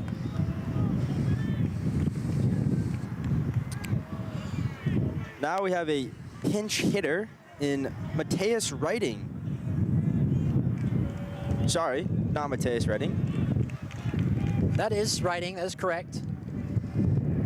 No, that is Lazera, number 5.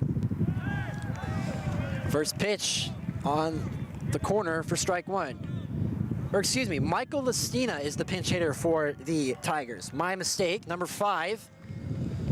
Lestina in a huge spot for the Tigers, bases loaded. Winning run on first, tying run on second. His team down 6-4. Lestina from Austin, attended Westlake High School. In a big spot, line drive, foul down the right field line, and the Tigers are down to the last strike. They have done such a good job at battling and staying in this game so far in this inning, but Beaver can put all of that beside him with one well-executed pitch. Bases loaded, 2 gone in the 9th. Here comes the 1-2. Swing and a miss. No, he fouled it off. It didn't sound like Lestina got a piece of that one, but Gomez did not make the play, and so Lestina has a second chance, still 1-2. So we are approaching pitch number 362 of this game. Can Beaver end it right here? The 1-2. Popped up foul right over by our camerawoman, actually. Lestina staying alive.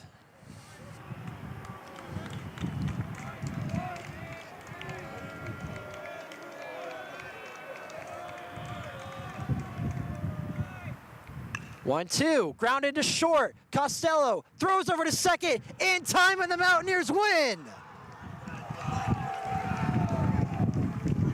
The Nears storm into San Antonio and take game 1 from the number 8 ranked Tigers. 6-4, your final in 11 innings. So right there, very dramatic ending right there. Could have gone either way. Now, folks, this is just game number 1. Now it is midnight, so for those of you sticking around, thank you so much for tuning in here, and to everyone down in the Tiger Network broadcasting production booth, as well as camera folks. Thank you so much for making tonight possible and making our jobs possible. For those of you who want to catch more of the action, tomorrow, first pitch will be at 2 p.m. again versus Schreiner. And on Sunday, and the third game of the series, the first pitch will go out at 12 p.m. Now, Jared, what we see today? We saw some fight from the Mountaineers for sure. Again, coming into today as major underdogs, and they come in to San Antonio, take game 1 from one of the best Division III teams in the entire country. Final line here for today, the Mountaineers win at 6-4. They score 6 runs on 9 hits. No errors for the Nears. For Trinity, meanwhile, 4 runs on 11 hits and 3 errors. The Mountaineers get the extra inning win here in San Antonio on a 2-run double by Sean Rivera in the top of the 11th inning, and hold on by the skin of their teeth in the bottom half. 6-4 game from Jared Hyman and my good friend. What's your name again? Sorry. Andrew Thomas. Andrew Thomas. Thank you again for tuning into this broadcast. Saying so long from San Antonio. Again, final score, Schreiner 6, Trinity 4. Good night, everybody.